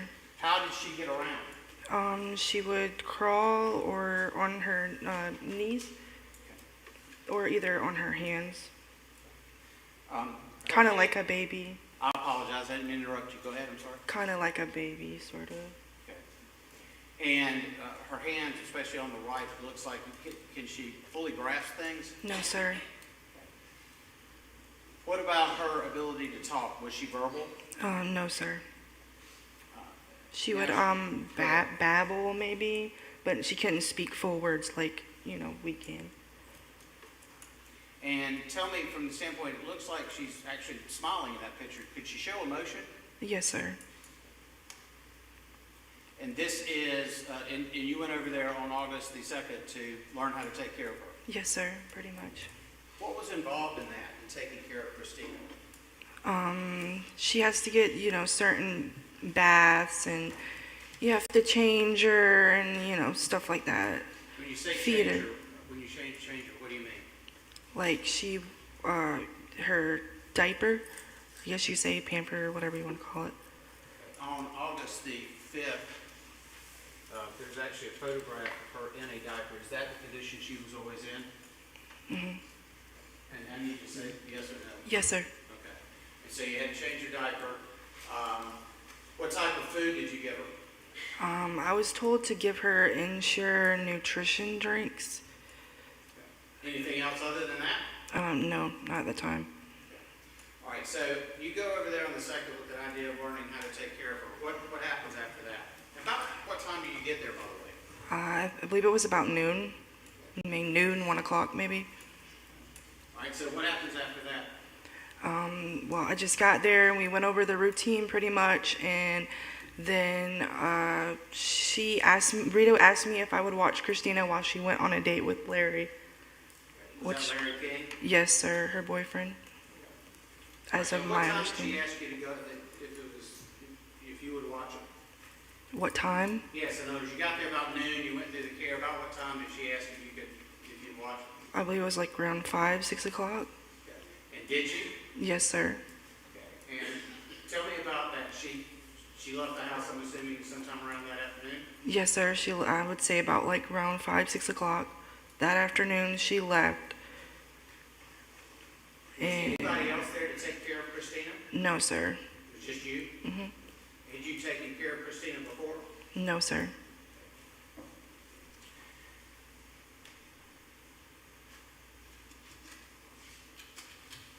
This was on what day?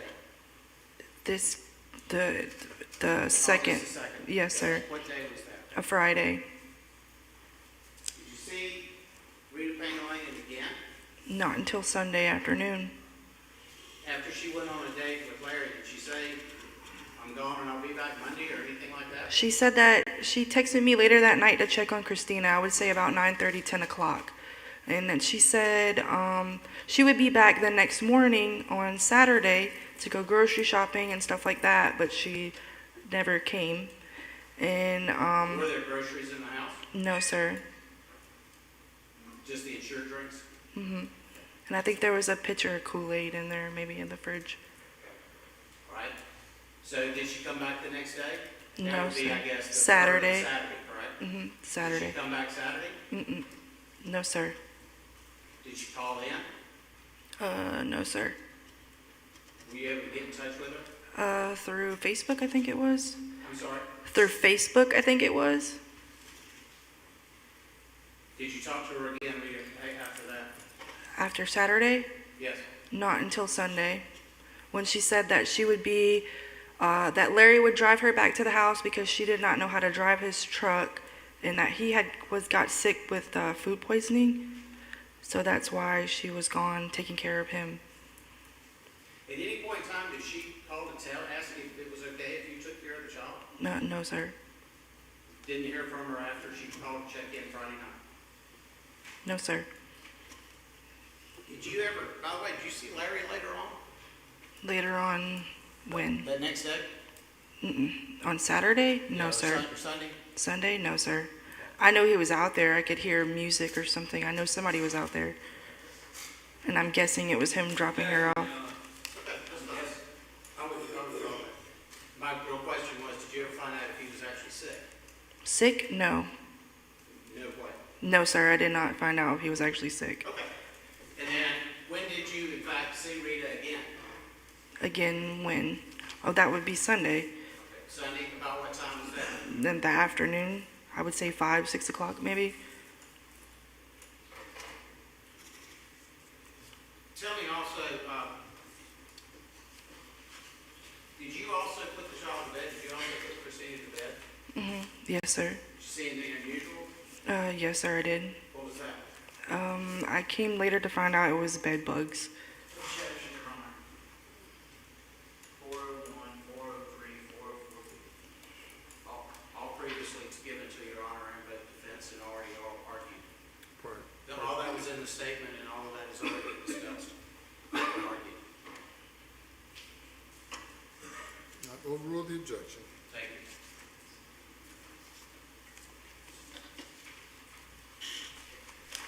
Please answer any questions the defense has. Thank you.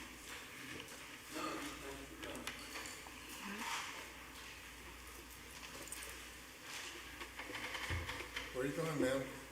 Oh, I didn't know. Pardon? Sorry, I didn't know what he was saying. Good morning. Good morning. You knew Cristina from before, correct? Yes, in the classroom. Right. Rita would bring Cristina to the classroom, Yes, sir.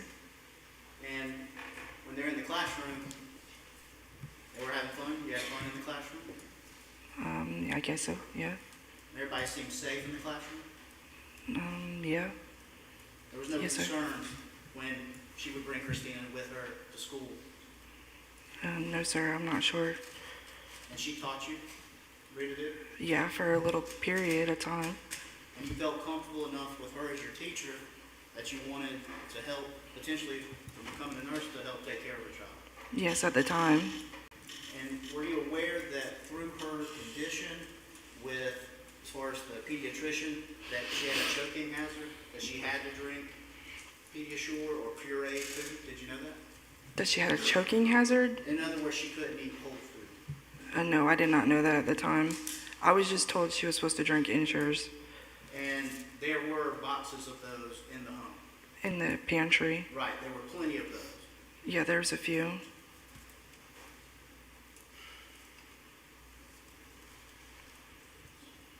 At that point, Rita texted you to say that she was checking in, but you said you didn't hear back from her. At what point? Did you call anyone about that? Call anyone? Yes. You said? Did you call anyone about not hearing from Rita? No. Did I call anyone about not hearing from her? No. And why is that? I just figured she'd be back. I mean, Because you felt comfortable, you had control of the situation. at the time, You did, didn't you? I was a little confused, but yeah, I mean, And you were taking good care of Christina? yeah. further questions, Your Honor. Just one very briefly. Did Rita tell you, by the way, that she couldn't be given solid foods because she choked to death? She did not tell me that. All she told me was not to give her insures. That's what she told me. Nothing else, Your Honor. Anything further? Thank you. State College Bridge, I'm sorry. Let's have a witness on the stand. Your Honor, I guess before we go down that road, I guess we can do that, and I'll have. Do you have any additional questions of this witness? No, Your Honor. All right, you may step down. Okay, thank you. State College Brittany Honeycutt.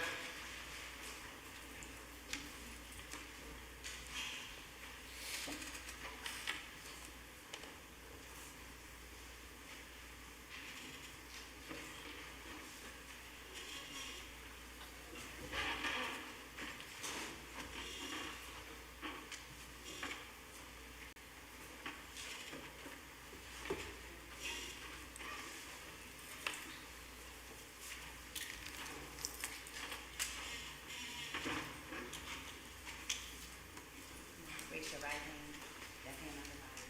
You affirm the testimony what you give before in this trial shall be the truth, so help you God. You can see in the witness stand. State your name again for the record. Spell your last name, please. My name is Brittany Honeycutt, Honeycutt, Honeycutt. Miss Honeycutt, where do you live, ma'am? I live in Link City, Texas. And what do you do? I am in administration for Chevron, How long have you been doing that? a couple months. Let me ask you to go back now to August, and a few months prior to that, in 2019. Did you know Rita Pangalangan? I did not know her personally. I met her through an ex-boyfriend. Okay. And so, did you have an occasion to come in contact with her on a regular basis? After I moved in, yes. All right, but tell me about moving in. When I moved in, the agreement was I would pay some rent. All right, let me back you Oh, up just a second. sorry. So, who are you moving in with? Oh, it was me and my two kids Okay. And who are you moving, you and your two kids in? into Rita Pangalangan's house on Academy Road. And that's Academy Road? Yes, I think so, yeah. All right, great. So, what was the rental agreement on that? I would pay her some rent just for staying there because it was supposed to be a temporary situation. How long did you stay, how long did you rent from Rita? From May of 2019 until August 1st of 2019. Until August 1st, 2019. So until the Thursday before this one. Yes. During that time, did you come in contact with Cristina? Yes, every day. Tell me about Cristina. How would you describe Cristina? Christina was obviously disabled, but she was a sweet girl. She was quiet. She kind of watched TV. She played with her toys. She didn't really bother anybody. I mean, you knew she was there, but she was just really quiet. Tell me, could she walk? She could not walk. Could she talk? She could not talk. But you could see emotions, I guess, from her. Oh yeah, she definitely showed emotions. Okay. All right. Did you ever take care of Cristina? There were a couple times where I was asked to watch her for a little bit. So when you say you were asked, who asked you? Rita asked me Okay. Asked you to watch her? to watch her, yes. And how many times was that? By myself, a couple. Your Honor, this is subject to our prior. Yes, sir. Yes, sir. Proceed. Thank you. All right, so over the time that you stayed there, you watched her by yourself a couple of times? Yes. And what did you have to do to take care of her? Since it was just a few hours when I had to do it by myself, it was just basically make sure her diaper was clean, make sure she had Kool-Aid in her cup, and that was pretty much it. Did did Rita Pangalangan ever just leave the child with you without asking you to take care of her? Yes. And how did that happen? So there was an incident where there was a Sunday night in July where she had asked me to watch her for just overnight, and I said that was fine. So, I'm sorry, that was not Sunday, that was a Monday. And she came back the next day because I had told her I had to work. So she did come back home that morning, and she told me she was going to be home all day. And when I was ready to go to work, sorry, I am so sorry. I have got my days mixed up. So when I first watched her the first night, that was an agreement. The next day it was she wasn't going anywhere. And then it was I remember her giving her a bath. I remember her getting ready for bed, and she would close her door, and She did the normal routine, and then I went to bed with my kids because I had to work the next day. And next thing I know, the next morning I woke up, Cristina was in her room trying to get out of the room. So when Christina's in the room, is she locked in the room? I don't know if the door was locked, but I know she could not open the door. Is the hand? Yes. Did Rita, and let me go now, I'm going to go right up until the August when you left. You ended up leaving the Thursday before this event took Yes. place, is that correct? Yes. Getting pretty close to that time, did you have a discussion with Rita about you babysitting Cristina and whether or not you were able to do that? Yes. Please tell us about that. So she had come up to me and asked me, All right, I'm going to stop oh, you. sorry. Oh, sorry, should I just say her name? Please. Okay, sorry. Rita came up to me and had asked me if I could watch her. I had let her know that I had to go into work for a few hours, and she kept asking me over and over. And finally, when the answer didn't change, it was no, obviously, she told me to leave Cristina in my car with the windows down because she does it all the time. Your Honor, we have that.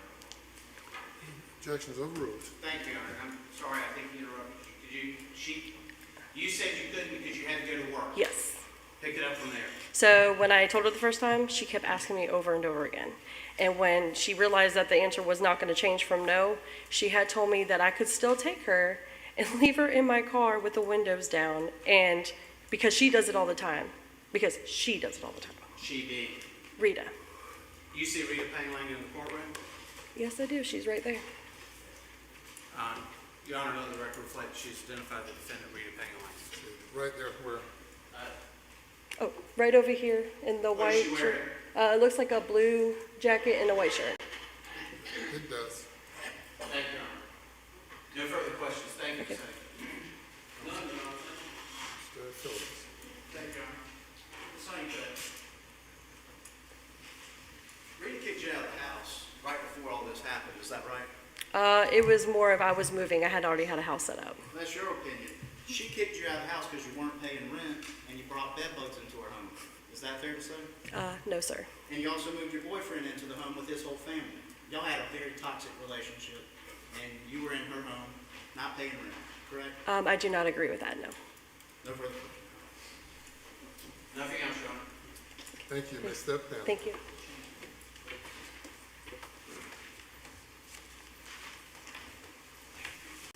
State calls Kelly Padgett.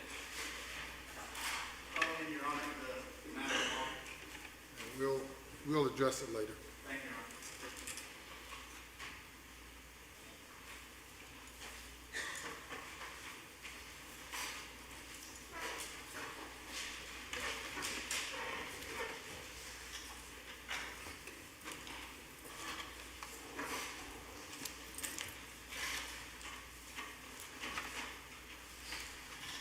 Raise your right hand.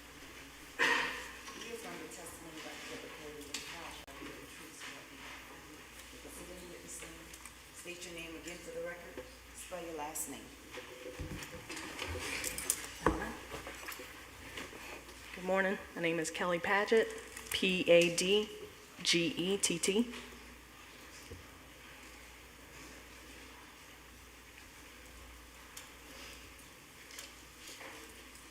Ms. Padgett, who you work for?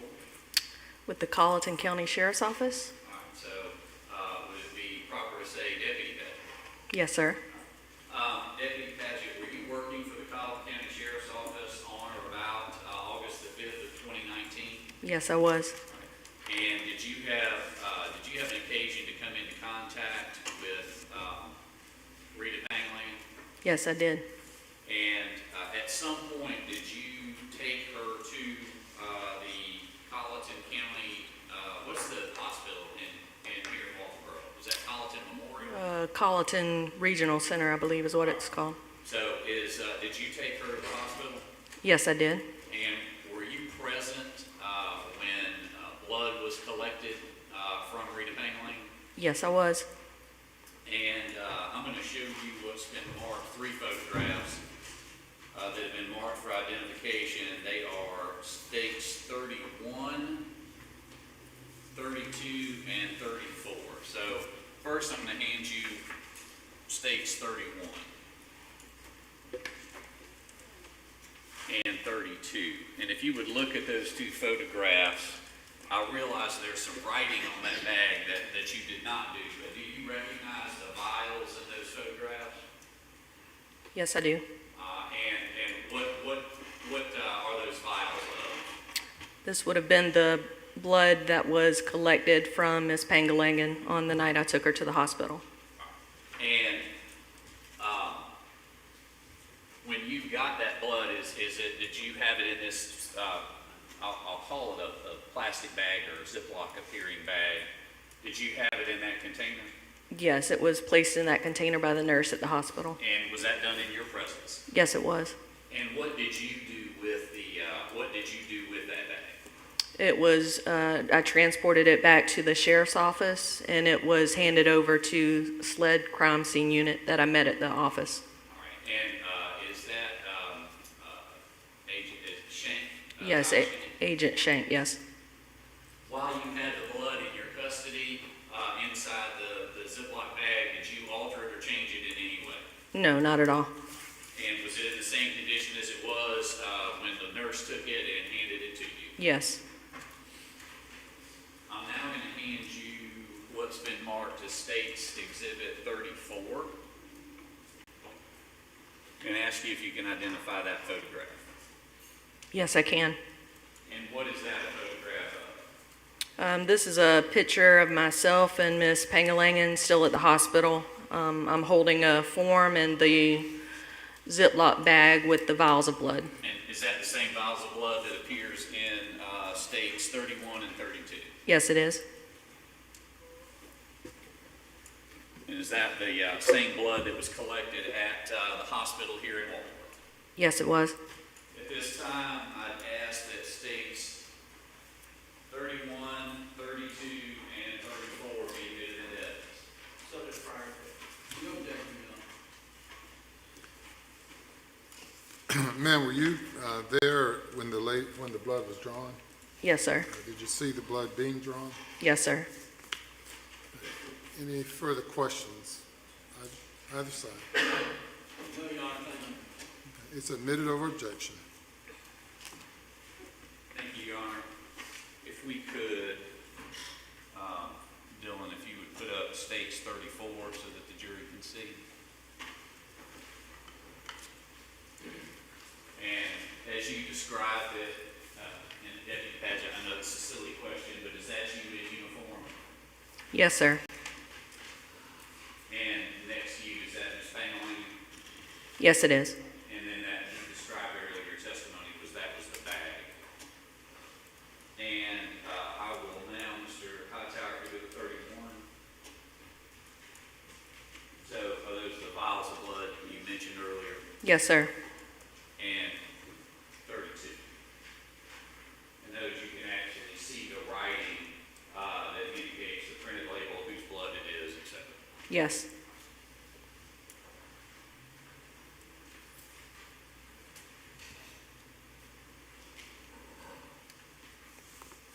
And did you also receive blood from another deputy? Yes. And whose blood was that, as far as you know? Taken from Mr. Larry King. All right. And what deputy gave that to you? Brian Barnadoe. And what did you do with Larry King's blood you got from Brian Barnadoe? It was also handed over to SLED Agent Shank. And were they the same vials or same type of vials that we have just seen in these other photographs? Yes, sir.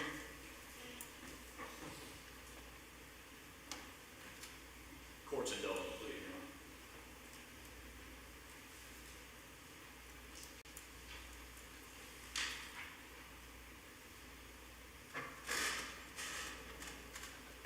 I don't have any other questions. Please answer any questions defense counsel has.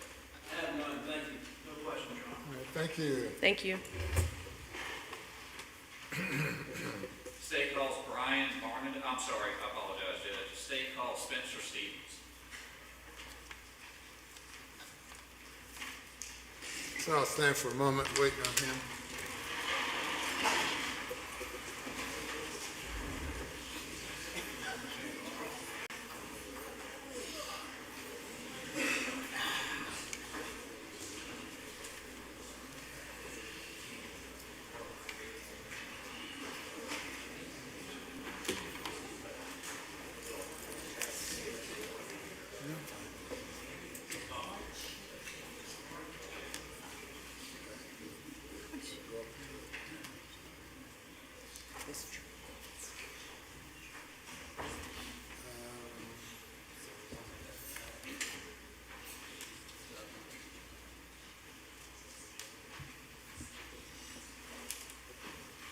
Okay.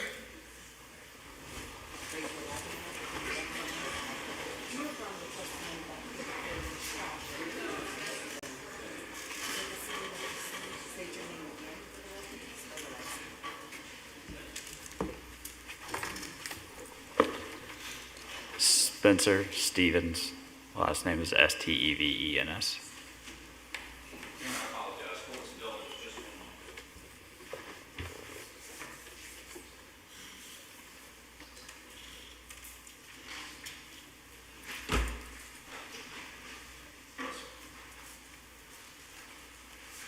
Your Honor, if I apologize, I didn't pass the other one up. I'll pass that copy. Thank you, sir.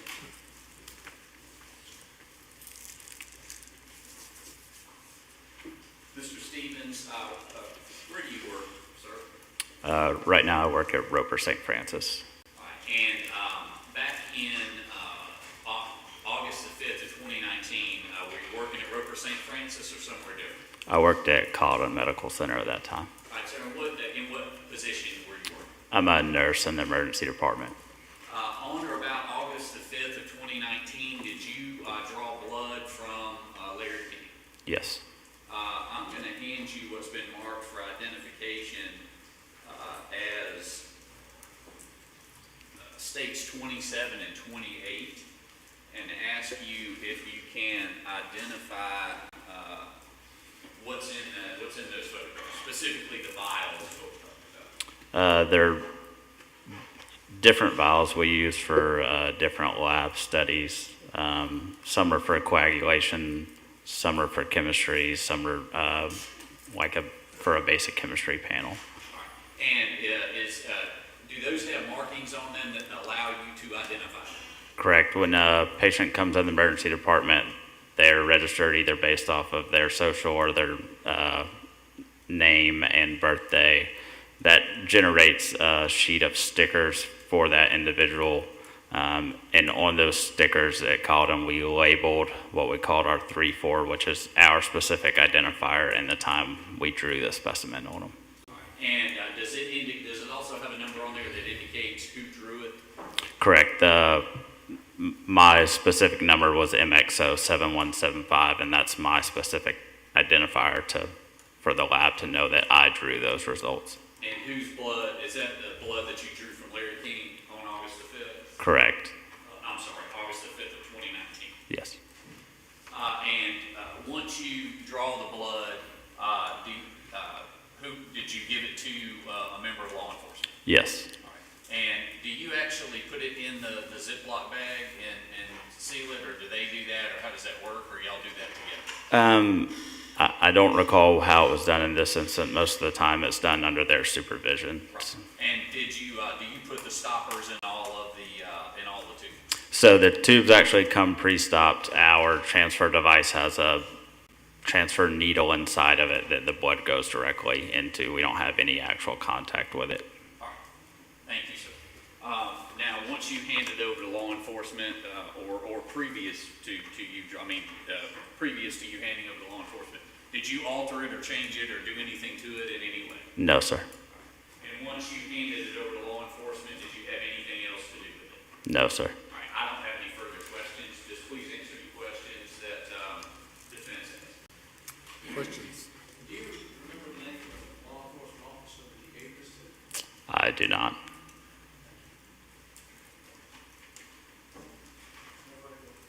Anything further? Nothing further from the state. Thank you, Ms. Stepton. Thank you.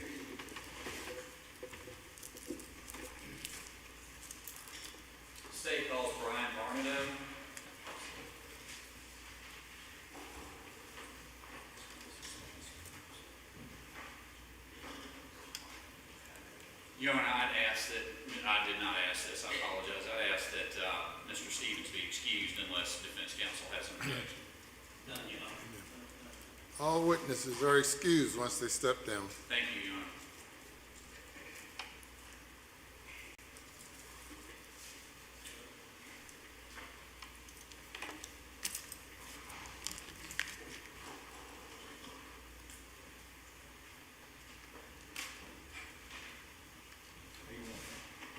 Raise your right hand, left hand on the Bible. Do you affirm the testimony you have to give the court in this trial shall be the truth, so help you God? Take a seat in the witness stand. State your name again for the record. Spell your last name. Yes, sir.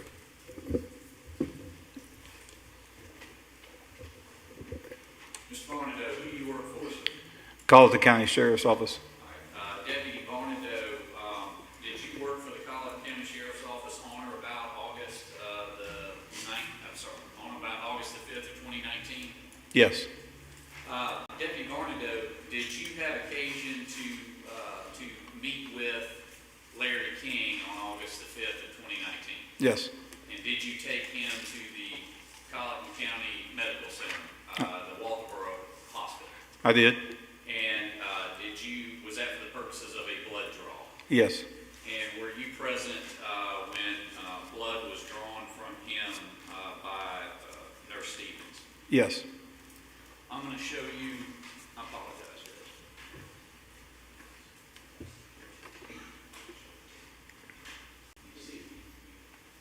I'm going to show you what's been marked as 27, 28, and 33. If you would, actually first let's just start with 27 and 28. If you could, can you look at those vials? And 28's a little bit close up. Can you identify what's the vials in states 27 and 28 for identification? Yes, this is the blood vials drawn from Mr. King. And were you present when those vials were drawn? Yes, I was. And did the nurse hand those vials to you? They did. While they were in your custody, were they also placed in a plastic bag that's shown there in 27? Yes. Did you alter that or change it in any way? I did not. What did you do with the blood once you got it? Once I got it from the hospital staff, I turned it over to, at the time, Detective Kelly Padgett. She was a sergeant detective with the sheriff's office. And is it your understanding from there it went to Agent Shane? That's correct. Now I'm going to show you for identification stakes 33. Can you identify that photograph for me? Yes, sir. That's me holding the vials and paperwork. And is that, you said the vials, meaning the vials that were drawn from Larry King? That's correct. And are all these fair and accurate representations of the vials you got? I realize there's excess writing that was already testified to, Right. put there by Agent Shane. Other than the writing and the label, is that accurate and a fair representation of what you bring? Yes, sir, it is. And is this a fair, is stage 33 a fair and accurate representation of you basically holding these bags in the hospital on August the 5th of 2019? Yes, it is. And again, did you alter or change anything in any way? No, I did not. Your Honor, at this time, I'd ask that states 27, 28, and 33 be moved into evidence. No objection, Your Honor. You're admitted. Thank you, Your Honor. And Mr. Hightower, if you would please go ahead and show 33. That's you holding the vials. That's me. Yes, sir. And then let's go 27 and then 28.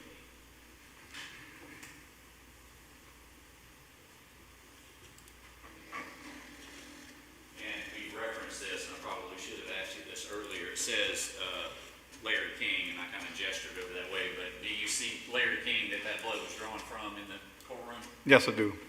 The beard and the white shirt. I have nothing further. Thank you very much for answering any questions to next session. What's None, that? thank you for coming. Yes, sir. Thank you. Anything, Mr. Phillips? You spoke with Mr. King? Have I spoke with Mr. King? That day, yes. He said that Rita would never hurt her daughter intentionally? I'm sorry? He said that Rita would never intentionally hurt her daughter? He may have said that. I don't recall him exactly saying that. That's a possibility. Anything further? I don't have anything further, Judge. All right, thank you. Yes, sir. You want to now approach, or maybe? Yes, sir. Well, we'll send you to the jury room for a few minutes. Please not.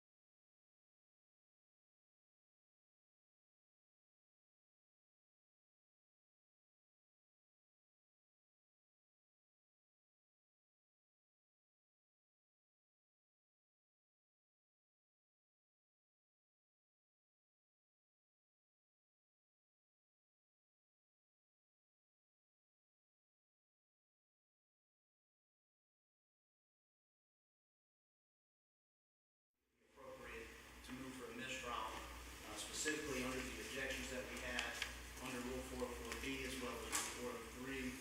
I believe at this point, the prejudice is manifest necessity that this is now denied Rita the right to a fair trial.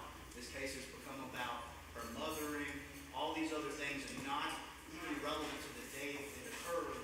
And with that, this is again evidence all about things that happened previously, not even some of them being very remote, in my opinion, and very tangentially related, other than just unduly prejudicial.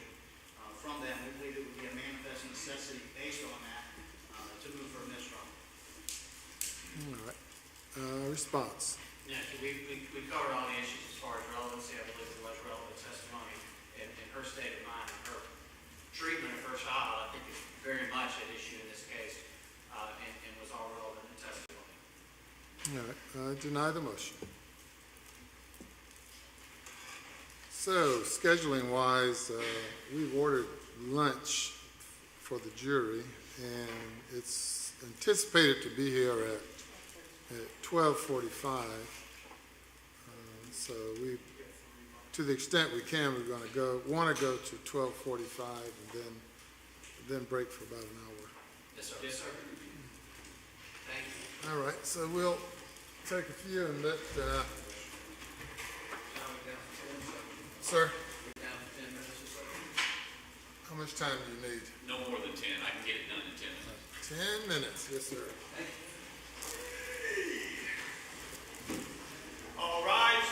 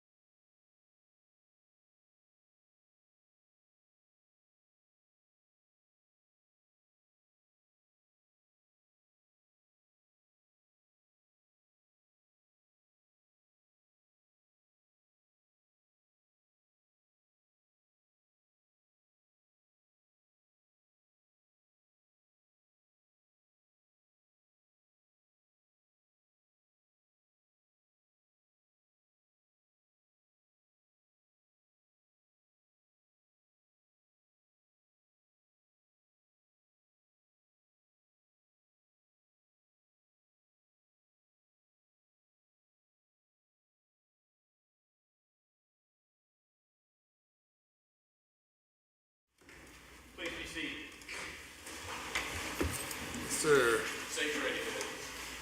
Okay, if you'll bring the jury.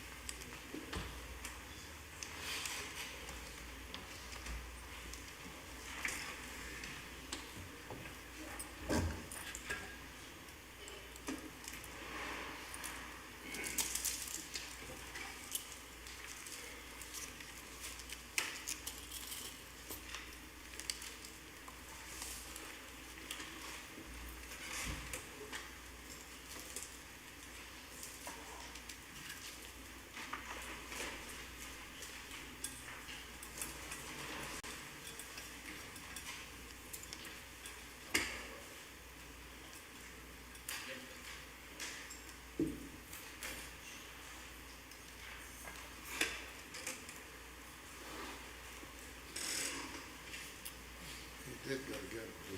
He went for the jury.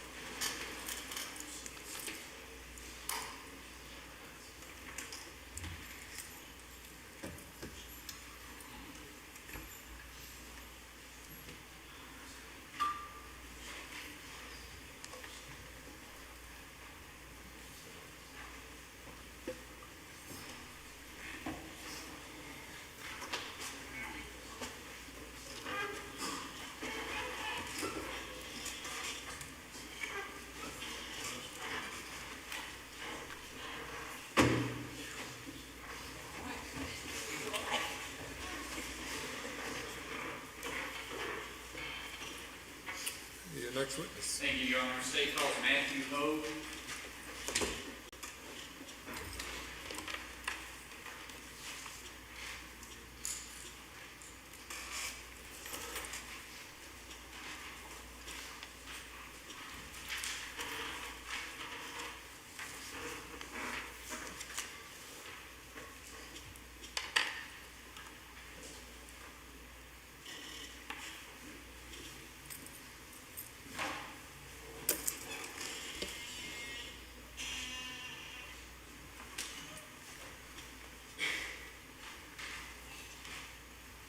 Raise your right hand, left hand on the Bible.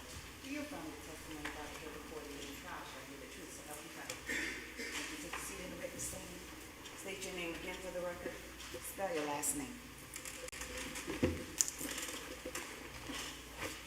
My name is Matthew Hogue, Hogue. Agent Hogue, who you work for, I work for SLED, South Carolina Law Enforcement Division. and what do you do for SLED? Currently, I'm a special agent in the Vice Unit for SLED. And back in August of 2019, what were you doing for SLED? I was a forensic technician in SLED's Toxicology Department. Sir, I'm going to hand you, we'll do this in two batches. So first, I'm going to hand you, these have already been entered into evidence, 29, 30, 31, and 32. I believe it is listed as SLED item number 4. So can you tell me if you recognize the items in those photographs? Yes, I do recognize them. And are you the one who took these pictures? Yes, these pictures of the evidence bags and what was inside of them are pictures I took as part of my duties as a forensic technician. So did you, upon this being logged into SLED, at some point, did you open these bags to inventory or take photographs of what was inside the bag? Yes, that's correct. No, I did not. And once you were done with taking these photographs, did you perform yourself as a technician, did you perform any tests on them? No, I resealed them and they were stored in our refrigerator until further testing by someone else. I'm going to ask you the same thing for states 25, 6, 7, and 8. And I believe that is SLED item 6.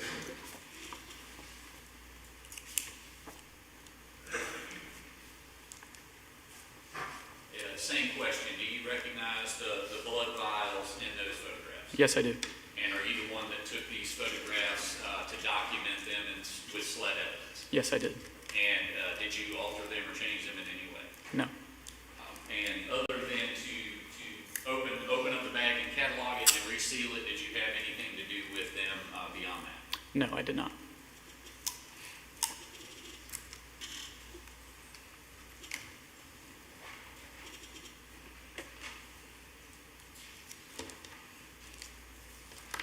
And I will also ask you, if you can, as to SLED item 6, can you, by looking at the listing on the vials, can you tell me whose blood sample that is? The blood vials say Larry Eugene King Jr. And as to SLED item number 4, I'd ask you the same question. Rita Marie Pangalangan. Thank you, sir. I don't have any further questions. Please answer any questions that the defense has. Thank you. Thank you, sir. Ask you to be excused, Your Honor. Yes. Brooklyn Gonzalez.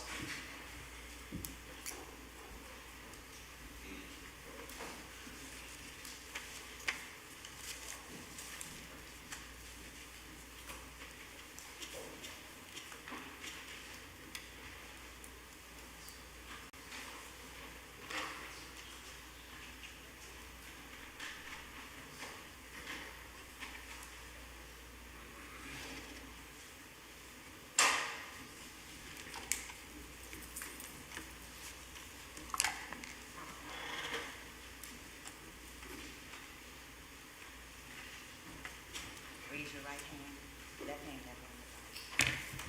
You affirm the testimony about to give the court in this trial shall be the truth, so help you God. Yes. Take a seat in the witness stand. State your name again for the record. Spell your last name.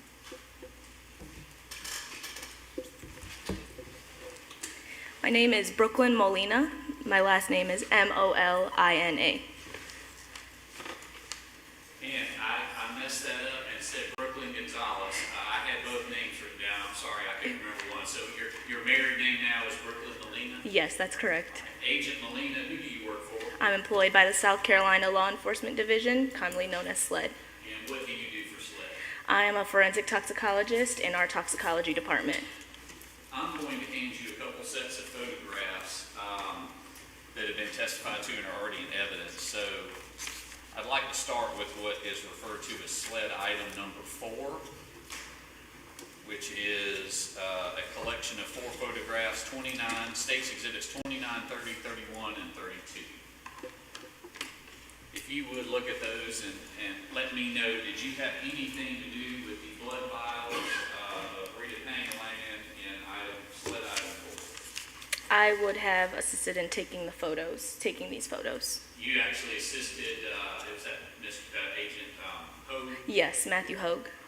And there's a yellow sticker, and I think this was testified to earlier. There's a yellow sticker on those. Mr. Hightower, would you bring in 25, please? So this yellow sticker, can you tell me what that yellow sticker signifies? Yes, that is the unique SLED identification number that was given to this case, and number 6 represents item number 6 that was submitted to us. So if I could borrow those real quick, then. Mr. Hightower, would you please bring up 29?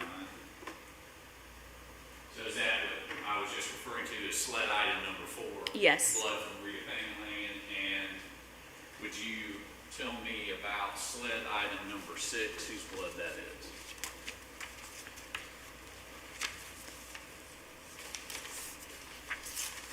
These vials are labeled King, Larry Eugene Jr. And did you perform any, you said you assisted in taking the pictures. Did you do anything else with SLED item 4 and SLED item 6, the blood vials from the defendants? Yes, I performed the blood alcohol analysis as well as the preliminary drug screen. All right, and your blood alcohol analysis, is that like ethanol or? Yes. And did you find any ethanol, and we'll just do it one at a time, in SLED item 4, which is Rita Pangalangan's blood? No. And did you find any ethanol for SLED item 6, Mr. King's blood? No. You said you did a preliminary, what was the? A preliminary drug screen. And let me ask you this. As part of your job at SLED and what you do at SLED, what kind of qualifications and things do you have to have to have the job that you currently have at SLED? So education-wise, I have a Bachelor of Science in Forensic Chemistry from Ohio University, and I have a Master of Science from the University of Florida in Forensic Toxicology. Education aside, we undergo extensive in-house training for blood volatiles analysis that consists of analyzing 500 previously analyzed samples and comparing those to the known values, as well as completing, we had multiple lectures, each followed by an exam and then a comprehensive exam. We are competency tested, which is an internal test to determine if we are competent in that analysis. And then we are proficiency tested each year by an external vendor in each discipline that we're deemed competent in. For drug screens, my training consisted of assisting in 100 case samples and the operation of the instrument. Again, we were competency tested and are proficiency tested by an external vendor each year with that.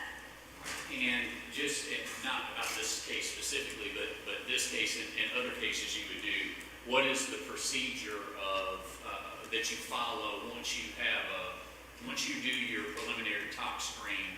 If it's positive, what would you do with it? So once a case is positive on our preliminary drug screen, those results all have to be confirmed, so they are then assigned to another analyst in our lab.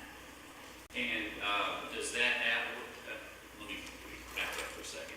So you talked about your undergrad degree is in, what is it? Forensic chemistry. All right, and how long have you worked for SLED? I have worked for SLED approximately 5 years. And you said you talked about some proficiency exams. How often do you have to do those? Yearly. So have you passed them every year? Yes. Have you ever been qualified as an expert before? One time. And what would your expertise be in if I was to ask the court now to have you declared as an expert in? Would it be forensic toxicology? Correct. Your Honor, at this time I'd ask that Agent Molina be qualified as an expert in forensic toxicology. Says the defense. I think she's an expert, Your Honor. Just subject to the prior pretrial. All right, she's so qualified. Thank you, Your Honor. Ma'am, we talked about doing different tests, the fact that you did a preliminary toxicology. So if we could just take them one at a time. As to SLED, and I want to make sure I get this right, as to SLED item 4, which is the blood of Rita Pangalangan, were you able to run a preliminary toxicology screen on that? Yes, I completed a preliminary drug screen. I'm sorry, I used the wrong language. A preliminary drug screen. Correct. Did you get a preliminary hit on any drugs? Yes, that item number screened positive for methamphetamine and amphetamine. And ladies and gentlemen, once a witness is qualified as an expert witness, they're then allowed to offer opinions in the area of their expertise, subject to the rules of evidence. Thank you, Your Honor. As to SLED item 6, Agent Molina, were you able to, or did you run a drug screen on that? Yes, I did. And that's the blood of Larry King. What results did you get as far as a preliminary result? Do you have a copy of the report, actually? I just want to make sure I tell you the correct.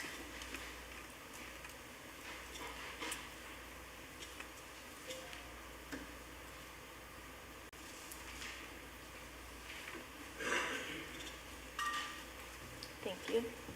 Just after reviewing that, see if that refreshes your memory. Yes, so I did perform a preliminary drug screen, and that would have been positive again for methamphetamine and amphetamine.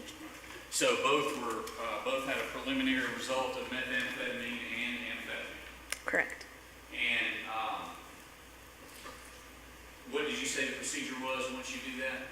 Then that case is assigned to an analyst to confirm those results. And who would the analyst be in this case? Lindsay Mitchell. And other than what you testified to, did you have anything else to do with this case? No, I did not. All right, thank you very much, ma'am. I have no further questions for you. Please answer any questions the defense has. Thank you. From the defense. Just a couple. So I think I understand the process. I just want to see about the process. You say you do a preliminary screen. I assume if it's negative, then that substance is discarded. That's the end of the investigation into that substance. Is that right? For that substance, correct. And then you said it's positive and it's sent to someone else for a confirmation. Correct. Is that right? My question is, when it goes to someone else, is that like a higher echelon of testing? Is that something that is more specific? Or is it someone else who is, if you will, on your same level within SLED, we all just check behind each other? No, so it would go to confirmatory testing, which is going to go to a class-specific confirmation. Okay, and would it be fair, it's just a higher level of testing? Yes. In a lanes? Yes. Thank you. Thank you, Your Honor. Agent Mendoza. Now, in the afternoon, so good afternoon. Based on your training experience, you can't tell when a substance was ingested, right? No. And so that preliminary report, it could have happened several days before the blood was actually taken. Is that fair to say? Well, if it's in the bloodstream currently, it is acting on the individual. Well, now, as far as your expertise, your training and experience, I want you to go outside the scope of what you have. As far as whether somebody tests positive, they could have ingested it days before and still test positive. That's true. Yeah. Because you can't tell from the preliminary report when somebody may have ingested a substance. Right, just what is currently in the bloodstream. Thank you. No further questions. Anything further? Nothing further. Ask that she be excused. All right. Now, every witness is excused once they step down. And you're excused. State calls Lindsay Mitchell.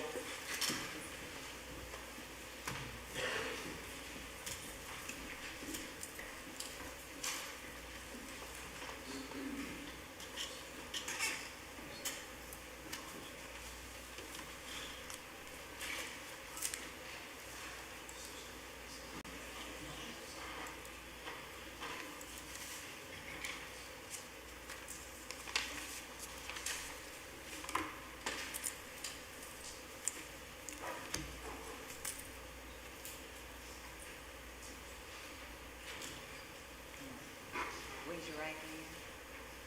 Left hand on the Bible. You affirm the testimony about the given court shall be the truth, so help you God. Take a seat in the witness stand. State your name again for the record. Spell your last name. My name is Lindsay Mitchell, Mitchell. Agent Mitchell, who do you work for? I work for the South Carolina Law Enforcement Division. And did you work for, is that also commonly known as SLED? Yes. All right. Did you also work for SLED back in August of 2019? Yes, I did.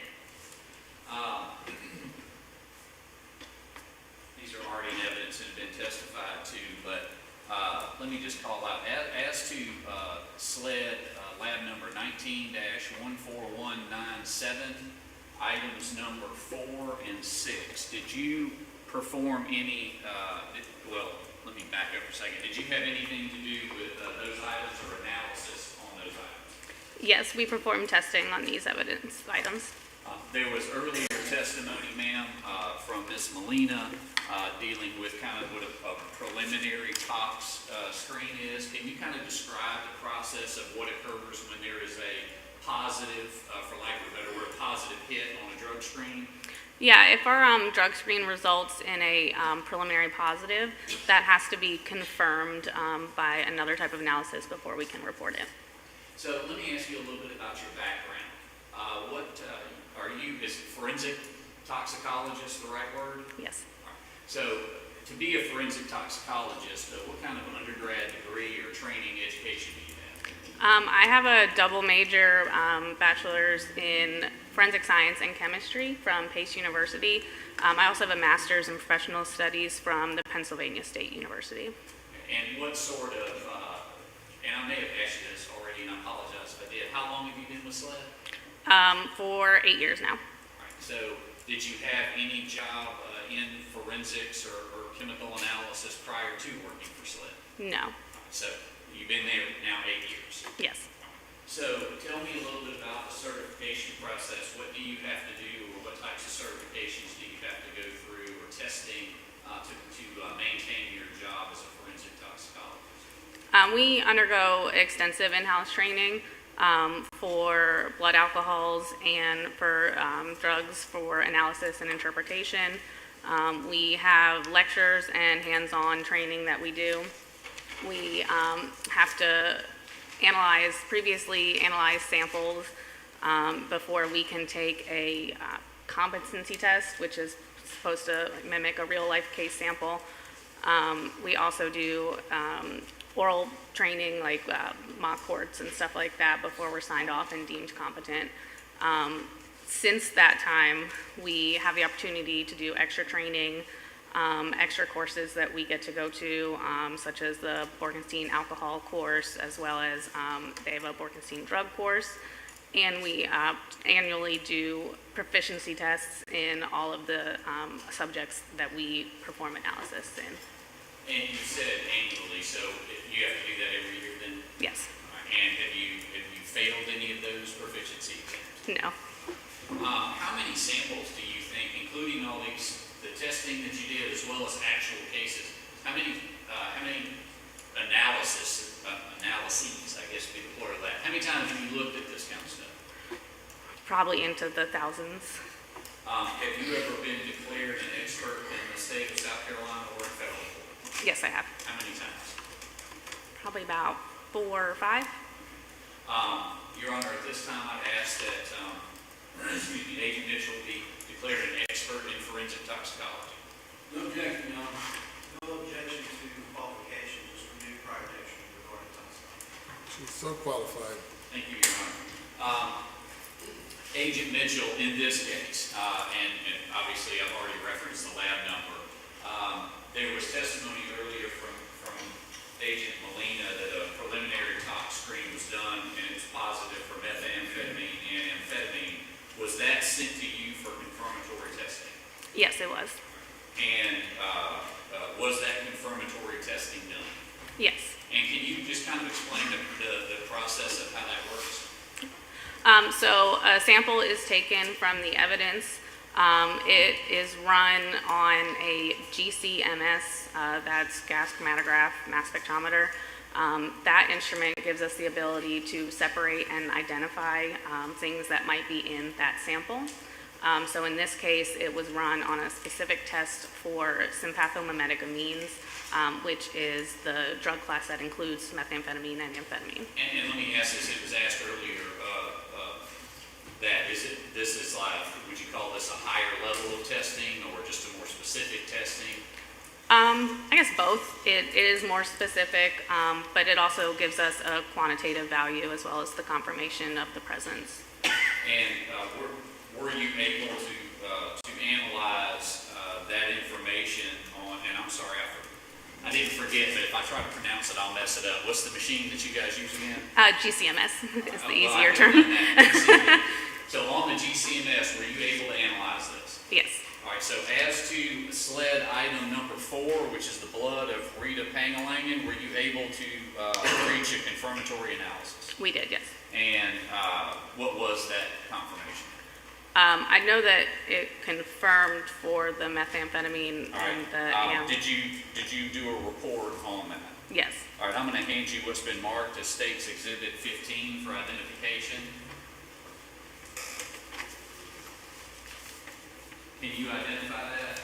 Yes, this is my report. And is that your name that appears on the bottom? Yes. Of the second page, I believe? Yes. All right, and if you'll go to the second page, what are your results as to Rita Pangalangan SLED item 4? We found methamphetamine at a level of 400 nanograms per mil, as well as amphetamine at a level of 160 nanograms per mil. And is that report an accurate reflection of your results? Yes. Other than that I stapled it, has it been altered or changed in any way? No. Judge, I'd ask that State's Exhibit 15 be entered into evidence. Says the defense. The document itself is a hearsay. It can be referenced and it's now been testified to the record. And subject to the prior pre-trial vote, the document itself. Any response? Judge, I apologize for you asking. Yes, sir. Yes, sir. It's not a hearsay document. The agent who wrote it is here to testify. If she wasn't here to testify, then it would be a hearsay document. The document itself is cumulative to the testimony, so the objection sustained.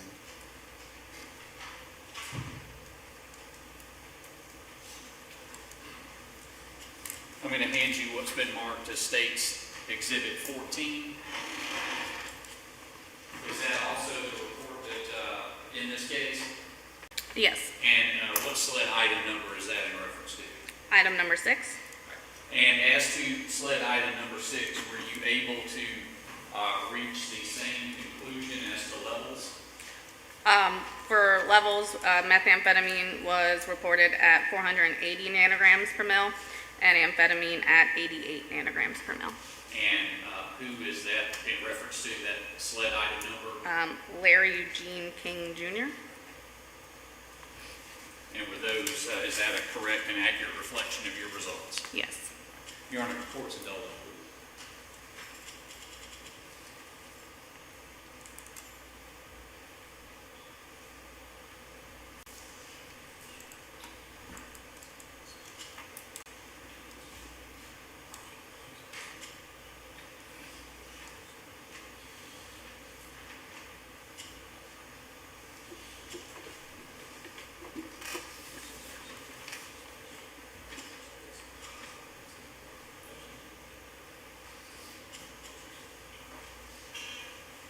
So, a couple other questions.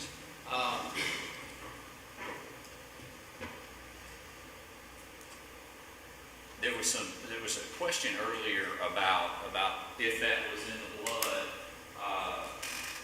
If you see amphetamine and methamphetamine both, can you explain to the jury what a metabolite is? Sure. So when you consume some type of drug, your body can break it down further into what we will call a metabolite. All right, and so can you answer the question as to this case? Is amphetamine a metabolite of methamphetamine? Yeah, so in this case, when someone consumes methamphetamine, it is broken down to amphetamine in the body. So is that a natural body process? As the body is processing the methamphetamine, it converts some of that into amphetamine? Yes. And if someone has these sorts of levels, and if you need this, I can get it back to you, but I think your testimony was in excess of, I think, for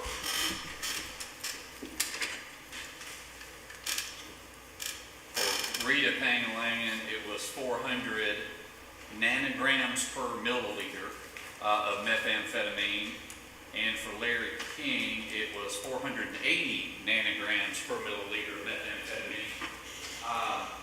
Can you tell me anything about how that would act on the body? Yeah, so methamphetamine in general, some of the physical side effects you could have are rapid or irregular heartbeat, not labored breathing, but irregular breathing. You could experience agitation, anxiety, confusion, euphoria. It's different person to person, but those are the general effects that you might see. And at that level, would you consider that person to be under the influence of methamphetamine? To some extent, yes. I don't have any further questions. Please answer your questions if it says. No. Good afternoon. Good afternoon. Just want to make sure, through the metabolites, as far as you testified, you're not able to tell when the substance was ingested. Correct. And it could have been ingested up to, specifically with methamphetamine, up to 3 days prior to when the sample was taken, generally? Yeah, probably, possibly. And a higher threshold was taken 500, right? That would be a greater indicator that it was taken within that 3-day period?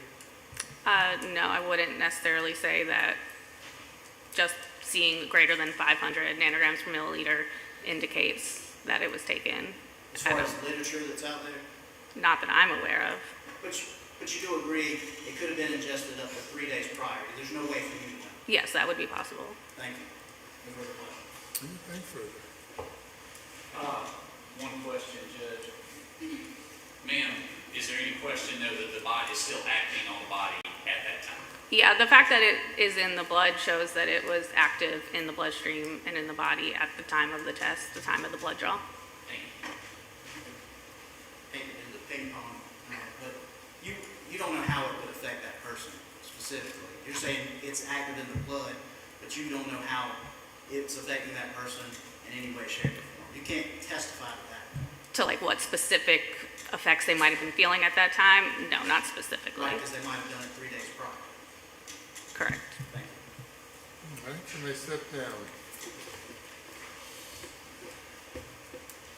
Okay, ladies and gentlemen, we're going to break for lunch now. We'll start back at 2:15. Please go to the jury room and please not discuss the case.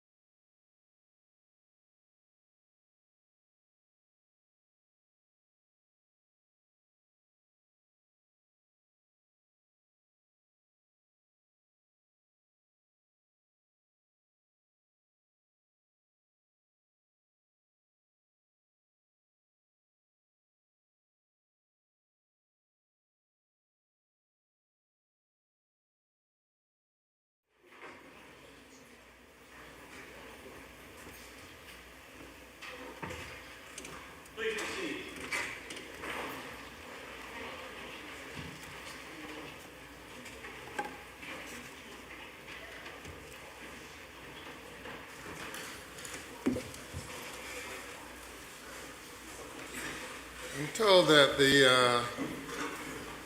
due to the impending weather, the court will close at noon tomorrow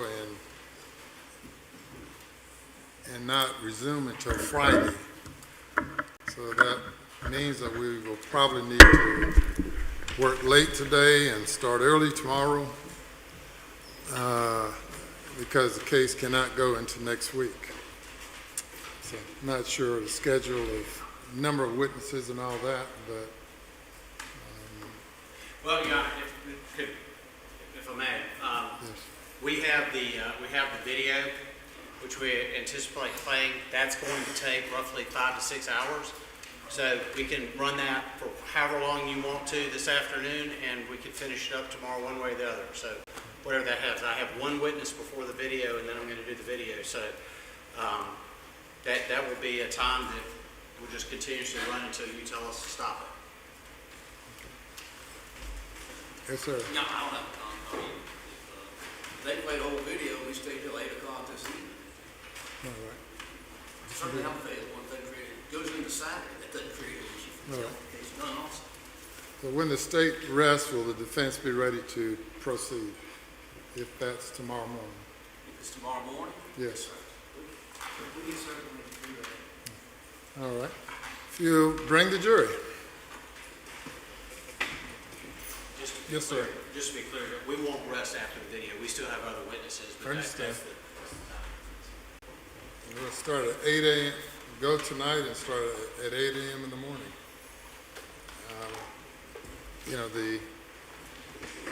At one time, the judges controlled the schedule of when court was in or court resumed, but now it's been turned over to the local county authorities, which presents a problem from time to time.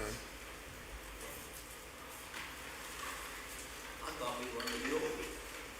Pardon? I thought we were under the old rule, Your Honor, that if you No, say it's there's- open, it's open. Yeah. County closes up, we have to leave. It's technically right there.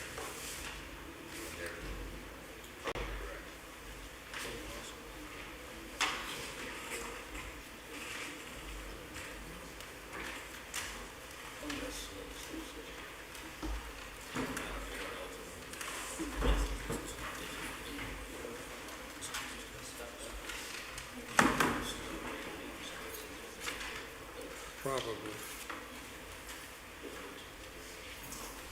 Time y'all unlock the doors.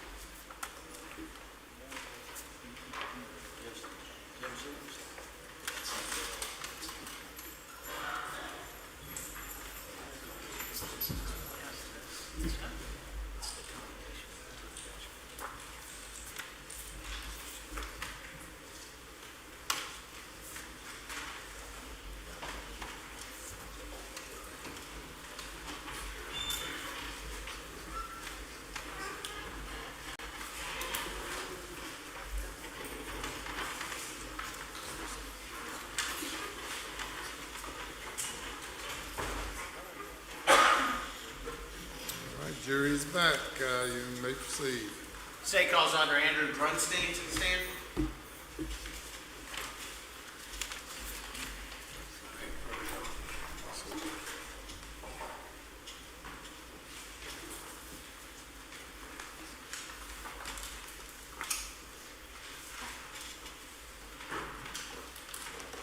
Sure.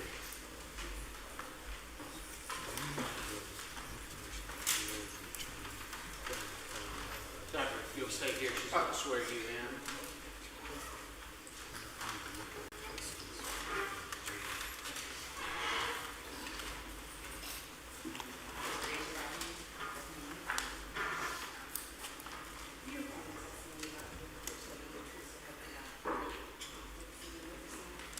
State your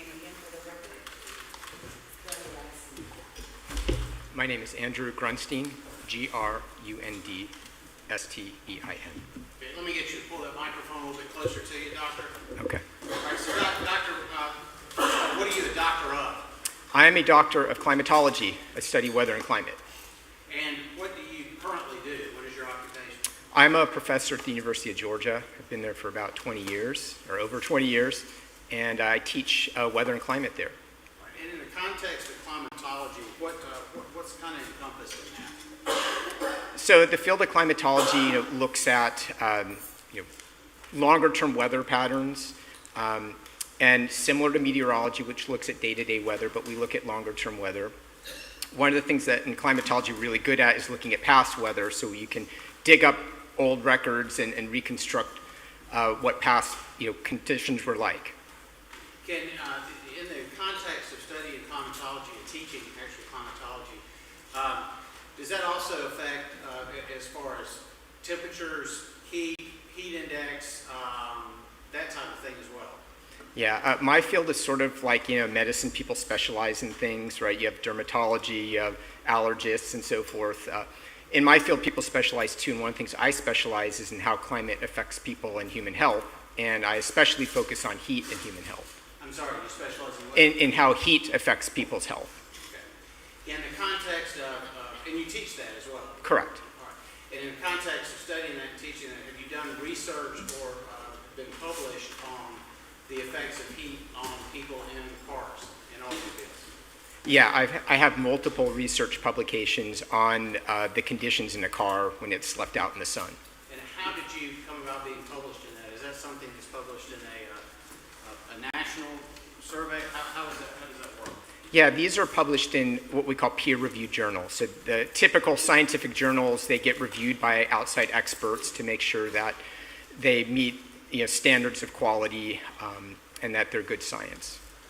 And in the context of those, how many of those have you done? First of all, how many of those research projects have you done? Specific to hot cars? Yes. I believe 6 or 7. Okay. And then in the context of writing and publishing all those? In terms of how many paper, right, so I've got 6 or 7 peer-reviewed scientific journal articles on that. And have you testified in court concerning heat in cars? I have not testified in court with heat in cars. All right. Have you ever qualified as an expert in heat in cars, that type of thing? No. Okay. How about from the standpoint of actually not only using these things, but giving evidence as to heat in cars and that type of thing? I haven't testified in court on heat in cars, but like I said, I publish on this. I believe I'm an expert in understanding how hot cars can get in the circumstances where they occur. Let me back up and ask you this specifically. In the context of temperature, like outdoor temperature, first of all, what is that called? I just say, I say it's hot outside. I don't know what that means. So what are we talking about from outdoor temperature? Sure, we usually refer to that as the ambient air temperature. Okay. And then from ambient air temperature, what else goes into the factor of heat and how that affects the body?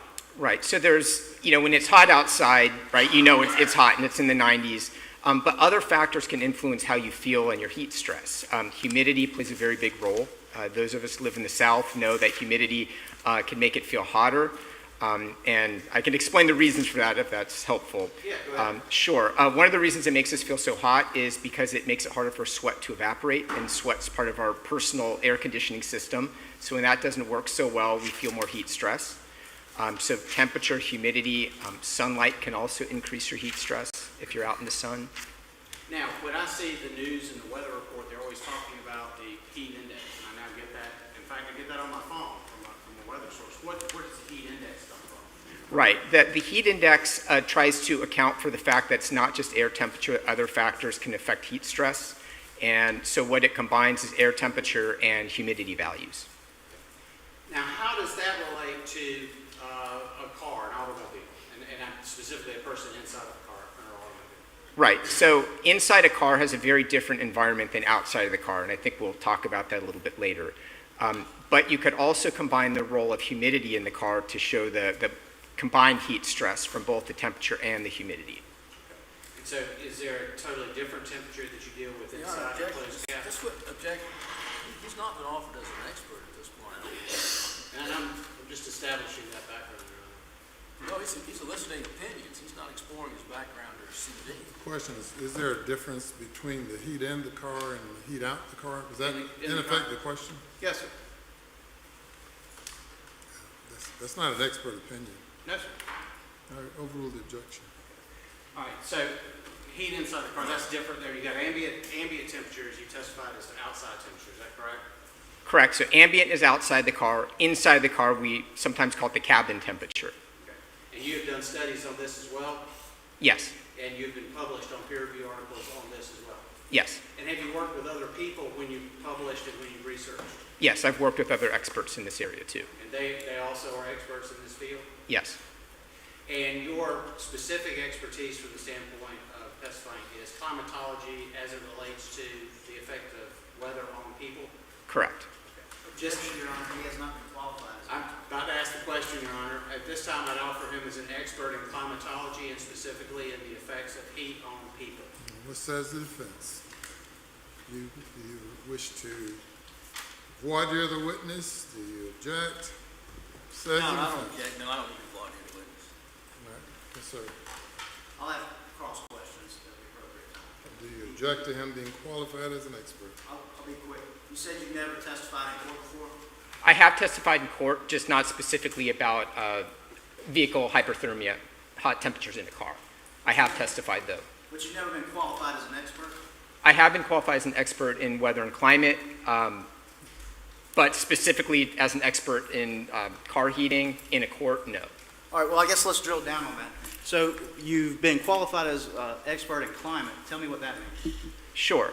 In the cases that I've testified in court, I was dealing with heat as it affected human health. The people had suffered from heat stress. So that was the capacity I was qualified in. So this is the first case that you'd be trying to get qualified as it relates to a vehicle. Hyperthermia in a vehicle, but I have testified other times about how heat affected other people, but not in a car. But never in a car. Yes. And your specific training and experience goes directly to how people are affected in a car? My research has specifically looked at heating in a car and how it could potentially affect people's health. Okay, so you do have that background. Correct. It's not just purely weather and climate. No, I have an expertise in, I've been studying it. I've published in vehicles and how the temperature changes in a vehicle. No objection as far as qualification. So qualified.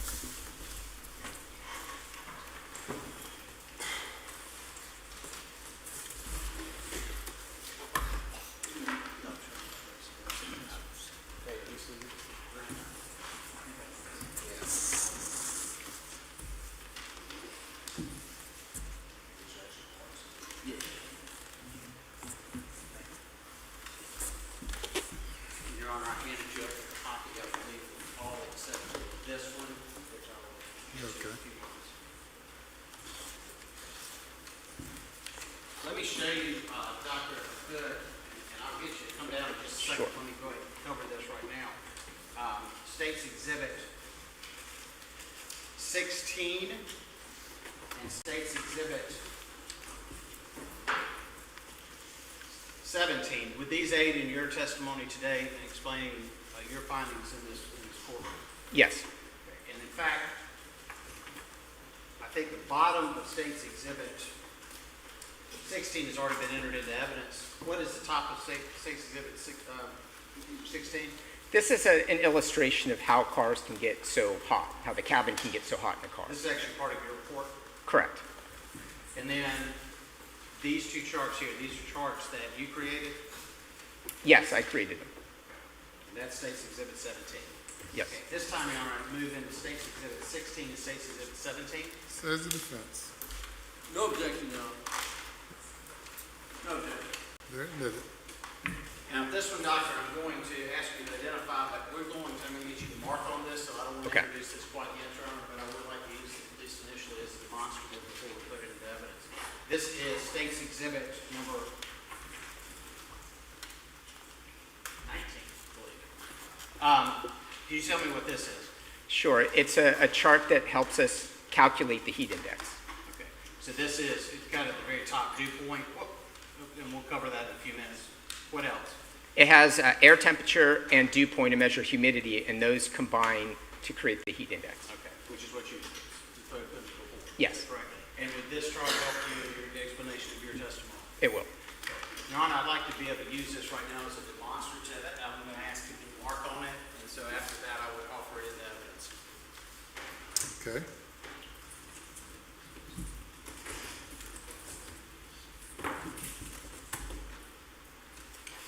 All right, Doctor, if I could, and I know that,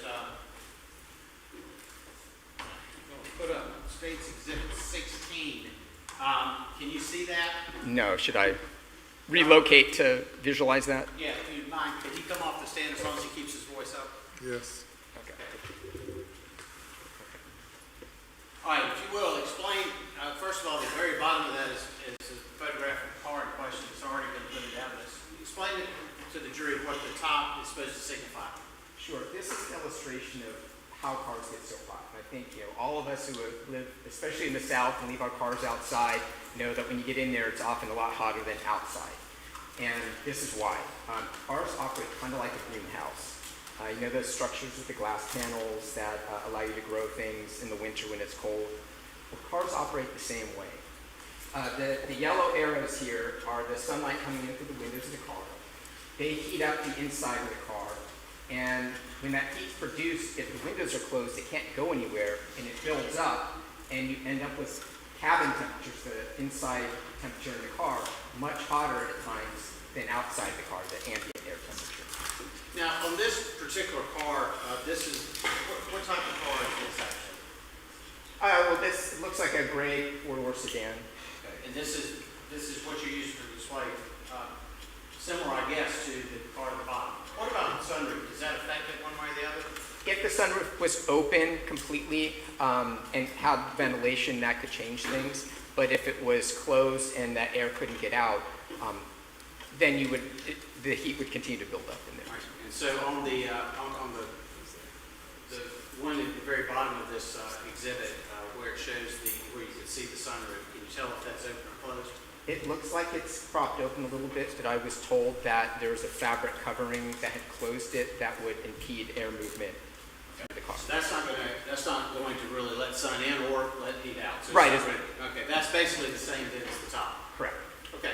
Now, let me ask you this. On State's Exhibit 17, which I believe you also used, if you could walk us through the top of this, I'm assuming is something you charted separately from this? Yes. This is a figure from one of my scientific publications, and I had parked a car in Georgia, so similar in the southeast, and I put a thermometer in the car, and I wanted to measure what the air temperature was like. So let me walk you through all these different lines on here. I should also mention it's on the Celsius scale. When I published in some of these journals, people outside the United States use Celsius, so they asked us to plot it in Celsius. So the numbers may look a little different than the bottom chart. But I plotted it up here. We have the time on this axis. I have it in military time here, 24-hour time. The black line here is the cabin temperature, so that's the temperature inside the car. The dotted line here is the ambient air temperature. That's the temperature outside the car. So this car was a gray sedan parked out in the sun. It was in June. And you can see at the start in the morning, the temperatures are pretty similar inside and outside the car. And I've got the sun up here. And as the sunlight started coming into the car, you could see the air temperature in the car rapidly increasing while the temperature outside goes up, but not as much. Right, let me back you up just a little bit, because I'm not very good at military time. Let me get you to the very bottom. When it starts, that sort of a flat line where it looks like it's pretty much even with the ambient output temperature. What time is that? So we're looking in the morning here. So when they're about the same, 10, 10:30, 11 in the morning. Okay. So right at what time does it start jumping? About 11 o'clock, you start seeing that big jump in the cabin temperature. Okay, go ahead. I'm sorry to interrupt you. Oh, sure. So it ends up getting up to a temperature of 165 degrees. The outside temperature is still pretty hot. It gets up to 95. But you get this very big difference, and that is that greenhouse warming. That's that warming from that air getting trapped in the car and heated by the sun. That's the difference between inside the car and outside the car.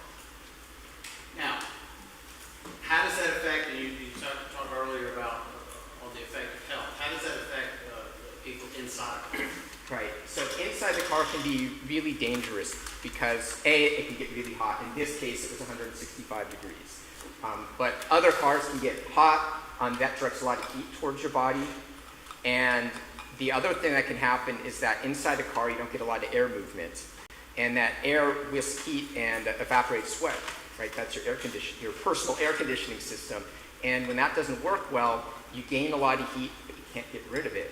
And your body temperature can rise. And if it rises enough, you could have health problems or even death. All right. Now, in this case, did you also study a recreation? A recreation of a person? No, recreation of the actual Oh, the second chart here. Yeah. Yes. So the bottom chart is a recreation of the scenario we're all here for.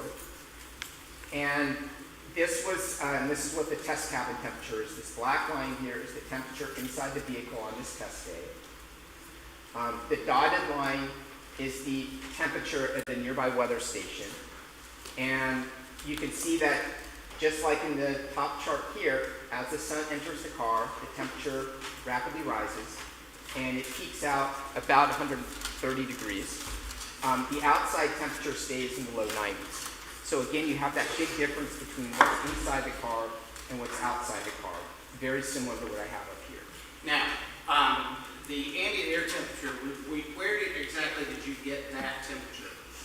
Right, so this ambient air temperature down here I got from a nearby weather station in Walterboro near the airport. Okay, so that's pretty close. Yes. And that is what you charted at the bottom. Now, the difference between the test, because the test was done, I think, a few days later, or 20 days later, something like that. It was actually hotter on the test day, but the humidity was lower. Is that correct? Well, right. So they tried to replicate as much as possible the same car, same location. They opened and closed the doors at the same time. What they couldn't control was the weather, and that's kind of why they brought me in to help explain things and adjust things so I can identify what the temperatures were like on the 5th. The day that they did the test, it was a few degrees hotter, and it was also clear. And car heating is related to both air temperature and the amount of sun that builds up, into the car. So what I did was I adjusted for that. I accounted for the weather conditions with an equation I have. And what I determined was that the cabin temperature wasn't 130, but because it was a little less sunny, a little bit cooler, it got up to 118 degrees. All right, and so let me now talk, and I want to talk specifically about the day that Cristina died, August the 5th. And let's leave. So your calculations now, in your testimony now, what I'd like to direct you to is the testimony specifically as to that car and the outside temperatures and the cabin temperatures during that time frame. Did you review the video in this case? I did. And you reviewed the timing, and I think you also reviewed that in comparison with the other as well, correct? Correct. Tell me about August the 5th. What can you tell us about the ambient temperature outside? What can you tell us about the cabin temperature? And the cabin temperature is inside the car, is that correct? Sure. Right. So 118 is my determination for the maximum temperature that was in the car on that day. On that day, the weather conditions, kind of range from, 80s in the morning up to, low 90, around 90 or so in the afternoon. It was also humid. We had talked about that. It had a dew point of 74. All right, tell me this. Let me stop you. You say dew point. I think humidity. What's the difference? Yeah, it is a measure of humidity. So the two measures you see, probably what you see the most is the relative humidity. People in my field actually use the dew point more because it's a more direct measure of moisture. It's just like air temperature. The higher that number goes, the more water in the air and the more humid it feels. Okay, so go ahead. So the dew point was at approximately 74. Okay. So what can you tell us about the temperature? First of all, from the beginning, and let's start at about 11 o'clock in the morning to say 5 o'clock that afternoon, what can you tell me about the outside, the air temperature, the ambient air temperature? Right, so this bottom line is the ambient air temperature, and you can see that's the dotted line? The dotted line, yeah, the dashed line here is the ambient temperature that was outside the car. Okay. And from that weather station. And you can see that it started, it was in the 80s, and at the end here, it got up to a little bit over 90. What can you tell us about the dew point during that time table? The dew point was approximately 74 in the afternoon. Okay. All right, and then how does that explain to you, explain the two red dots that you've got there? Gotcha. Okay, so the bottom red dot here is my determination for what the highest cabin temperature, the temperature inside the car was, so 118. Now, we had talked about how humidity and heat index can influence heat stress. So for a given air temperature, if it's more humid, it feels more stressful outside. So when I accounted for the 118 plus the fact that the dew point was about 74, the heat index in the car, my determination was 135 degrees. I'm now going to hand you State Exhibit 18. This is, I believe, first of all, where does this chart come from? This chart comes from the National Weather Service. Okay. This is their official publication? Yes. Excuse me, just a moment.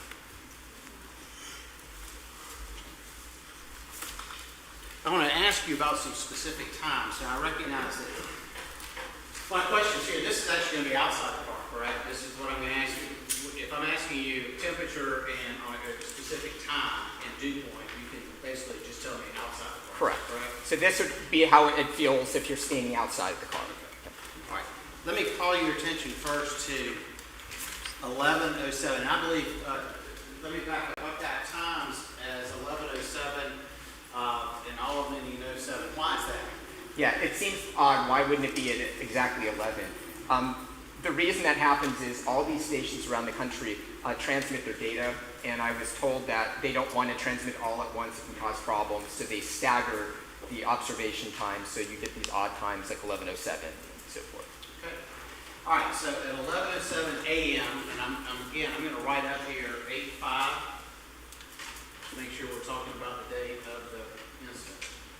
And let me go at 11:07. That's when you've got an actual time, correct? Yes. All right. So I'll give you this because you're probably better at that than I am. And I have these values marked on my report, so I'll use that. Okay. So what can you tell us at 11:07 in around Walterboro on this day? Okay. So on this axis, just to explain things, on the vertical axis you have temperature, on the horizontal axis you have dew point, and all these values in this very crowded looking chart are the heat index values. So I'm going to identify 82, and then the dew point was 75.59.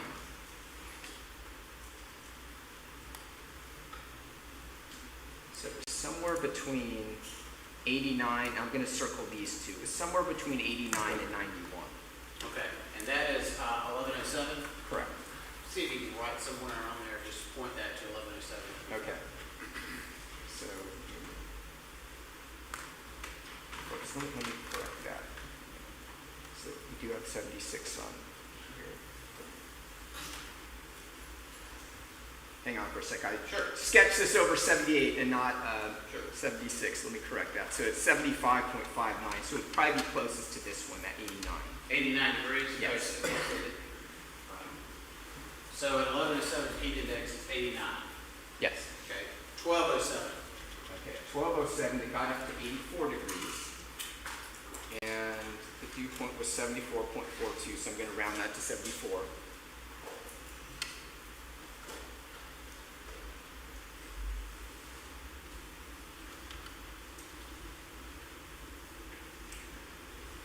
And that would be about 91. Okay. 1:07. 107 was 87. Again, that's the ambient air temperature. That's outside. That's the outside air temperature. And the dew point was 74.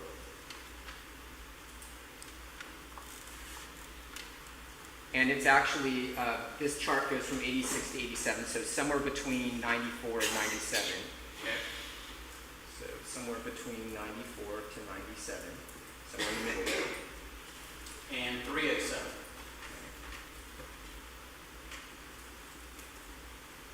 307, it was 90 degrees, and the dew point was 73.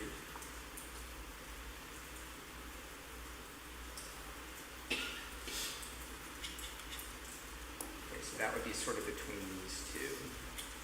And what are those two numbers? And so 98 and 100. So somewhere between 98 and 100. And two more, 407?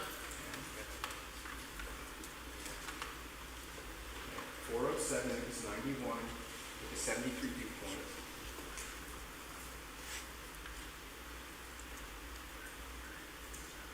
So that'd be somewhere. So this is getting tricky for me. I'm in between all these values here. Put it between the numbers. Yeah, so it would, let's see here, so 90 and 73 would be between it, so between 98 and 100. Wait, let me make sure I got this right.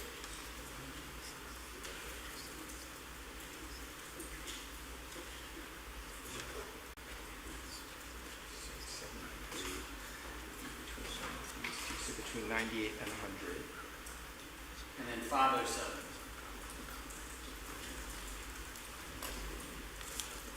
Okay, and at 507, it was 90, but also a 73 dew point. So that would also give us that 98 to 100. And these numbers that you've written out, those are, again, that's heat index outside of the car. Correct, those are heat index values outside the car. The three numbers that are highlighted, the 118, 74, and 135, what are those?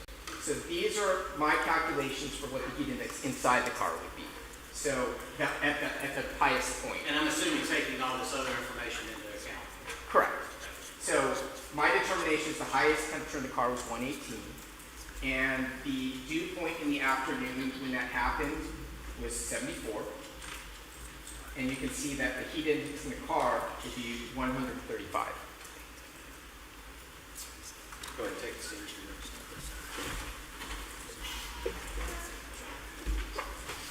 I don't have any further questions, Your Honor. Please answer any questions the defense has. Thank you, Doctor. Interesting, but I don't have any questions for you. Thank you. I'll be brief, Your Honor. Just wanted to make something clear. Nobody disputes it was really hot in the car. Your numbers are all based on the assumption that the air conditioner never ran in the car. Is that fair to say? Correct. I assume the air conditioning was not running. All right. And I can tell you why I made that assumption. Well, so what I'll say is this. If a air conditioner runs to a certain point to where it overheats and the compressor cuts off and air circulates within the car, that would affect the heat index and all the numbers, right? It wouldn't affect the heat index because it I'm doesn't. sorry, not the heat index, the max temperature in the car. It would depend if it was like blowing hot air in the car. That could actually potentially make things worse. But it would, there would be some air movement in there, but it would be so hot in there that even with a little bit of air movement, I don't know if it would change things a lot. So it potentially, so if the air conditioner's running to a point where it overheats and it cuts off, where the compressor cuts off and it starts to blow hot air, it can make it worse? Well, if you're blowing hot air into the car, right, and you already have hot air, you're just exacerbating the problem. Okay, no further questions, Your Honor. Just want to let you answer your question. He had asked earlier whether or not you assumed air conditioning was not on. Why was that? Right. The way that I look at heat stress and body temperature, right, is that I look in terms of energy gains and energy losses. And if you gain more energy than you lose, your body temperature goes up. So I don't really see a way that Cristina could have the medical examiner reported about 110 body temperature. I don't know how that could happen without being in a hot environment. Beyond scope of expert testimony. Objections overruled. Thank you. Go ahead. I'm sorry. So from the way internal temperature at 110, 109.7. What could you tell us? I'm sorry. Right. So from the way that I look at things in terms of energy, I don't know how your body temperature could get up to that point without gaining much more energy than your body could lose. And so the gaining and the losing of energy in layman's terms, what does that mean? So what that means is you have that 118 degrees, right, that directs a lot of heat towards your body. And inside the car, it's hard to get rid of that heat is what we talked about earlier, that, you know, if there's not a lot of air movement, sweat can't evaporate, heat can't get whisked from your skin, so your personal air conditioner, your body's air conditioner isn't working well, you can't get rid of that heat. As you gain more heat than you lose, your body temperature will go up. Young? Nothing else? Yeah, question this witness here? Yes, sir.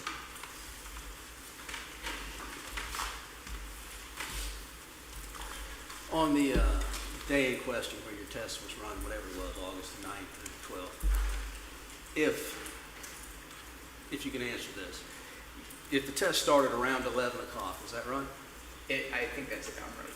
Something like that, and that's not the important point. And then the temperatures were monitored throughout the day or across the afternoon as temperatures rose, both outside and within the car, is that correct? Right, temperatures are measured in the vehicle. So, across the day, or across the, as you measured temperatures going up or maybe eventually down, is that right? Well, that chart isn't up there anymore. Right, the temperature in the car, you can see how it increased throughout the day. My question is just, that's what you were measuring, right? The temperature inside the car, yes. Right. Now, if, hypothetically speaking, you had parked that car where you did, set it there, turned the air conditioner on, sitting in the sun, measured the temperature, and then after an hour or so, the air conditioner shut off or froze up, but you continued to monitor the temperature, it probably would have reached close to the same temperature in the afternoon, approximately anyway, would it not? And I've seen other studies, so if the air conditioner running, the air temperature would be lower if it was functioning, right? And, you know, we've all been in air-conditioned cars, they're comfortable. If it was functioning, you would have a lower temperature, and then the temperature would go up. Right. Once the AC shut off, the temperature would continue to rise, and it would rise pretty dramatically. I've seen studies where they've, cars, you know, especially during the peak time of the day, could heat up to almost the maximum temperature within an hour or two. Thank you. Yes, sir. Real brief. And you said that it could be worse if the air conditioning stopped and started blowing the hot air. That would spike the temperature, correct? It depends what the temperature in the car was already, but if it was drawing in air, you know, that was, you know, in the, you know, off the engine and it was hot, that could add heat stress to you. Yeah. I'm not asking you to speculate or anything like that, but just saying in that scenario, again, given facts, that if that scenario was there, then the temperature in the car would rise significantly at that point. So I don't know exactly, because it would really depend on what the temperature blowing out is, so I can't say exactly. But if the air conditioner malfunctioned and it was blowing hot air in there, it certainly would be cooling the vehicle. Right, and there's no way to recreate that without actually having data. Is that fair to say? From the car?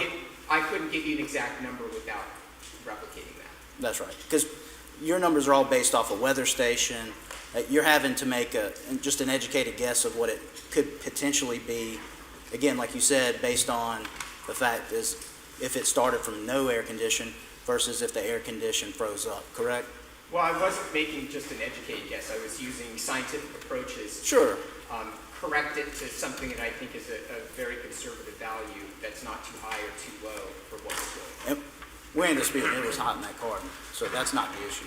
We know that's the way she died. Just trying to say, as far as the way the car could have heated up, would have been different than the way it's presented on that chart. Is that fair to say? If hot air was blowing through the AC unit, I don't know because I didn't collect the data there. It was collected without that air conditioner blowing hot air. Thank you. You may step down. Here on state calls Jason Chapman.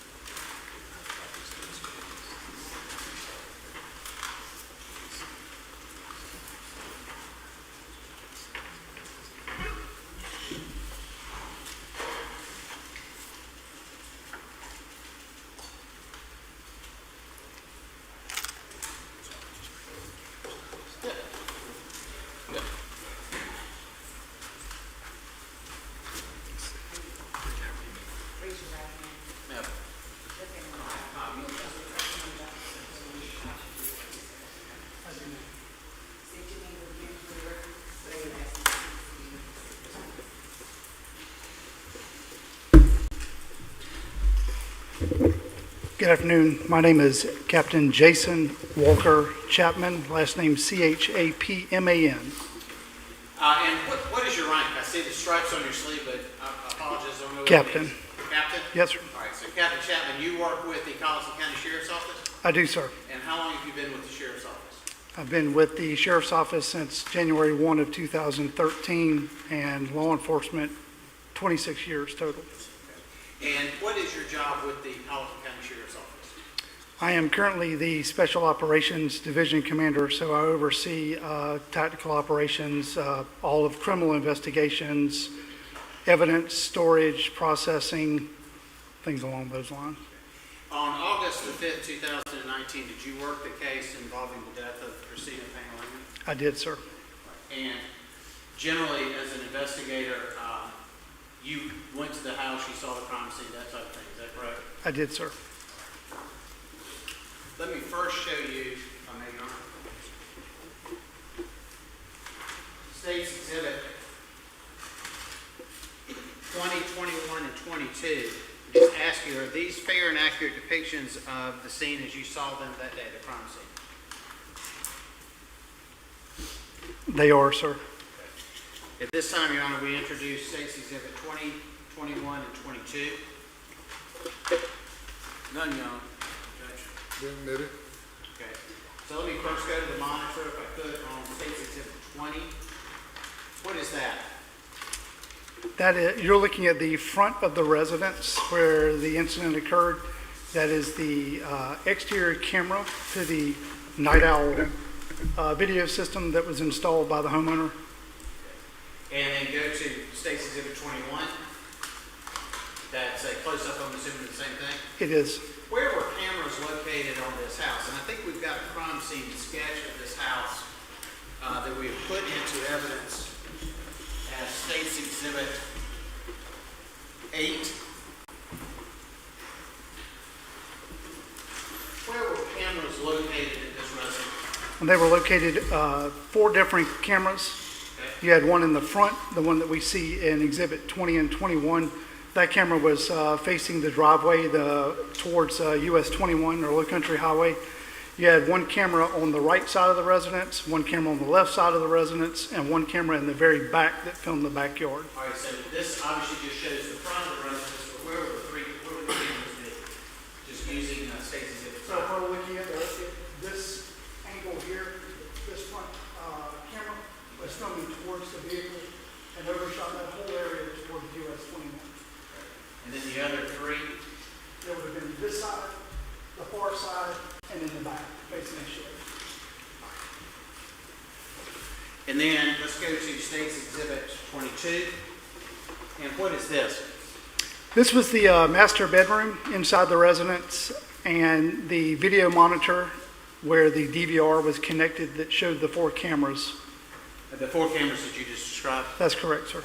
Now, there was I want to make sure I get this right, video camera, a recorder system Yes, sir. involved in that? Yes, Tell me sir. about that. It was a Night Owl camera system, pretty normal. Night Owl's like the most popular wired camera system in the nation. It was an 8-channel recorder, but it only had 4 cameras active on it, the 4 that we discussed prior. And it was in the cabinet below the television monitor. These are hardwired cameras, they're not wireless, so the wires ran to the back of the DVR, and you had one cable that ran from the DVR to the monitor. So you could live view on the monitor, but the DVR itself also recorded what the cameras captured. Now, have you reviewed the recording from these cameras from this house? I have, sir. And tell me, how much of that have you reviewed? As far as the incident date, I've reviewed the whole 24 hours. It started at midnight 01 on August 5th, 2019, and I ran until the camera was disconnected by law enforcement when it was seized from the residence, and I believe that was 9:30, 10 o'clock that evening. Okay. Did you also review the back cameras as well? I did, yes, sir. And did you do anything to check and see if this was, this recording was contemporaneous? In other words, could you tell by events that you knew or that you saw, could you match them up with the video that you're watching? Yes, sir. The only variance was a small difference in time, which is, to be expected. Your time versus my time versus the clock at dispatch. I want to say it was around 7-minute difference. But we could easily match up things that we knew to be true and accurate. For example, the arrival of Agent HALLIE GODLEY that arrived the first unit on scene. All right, We let me could, stop you there. sure. I think we have to keep evidence on that.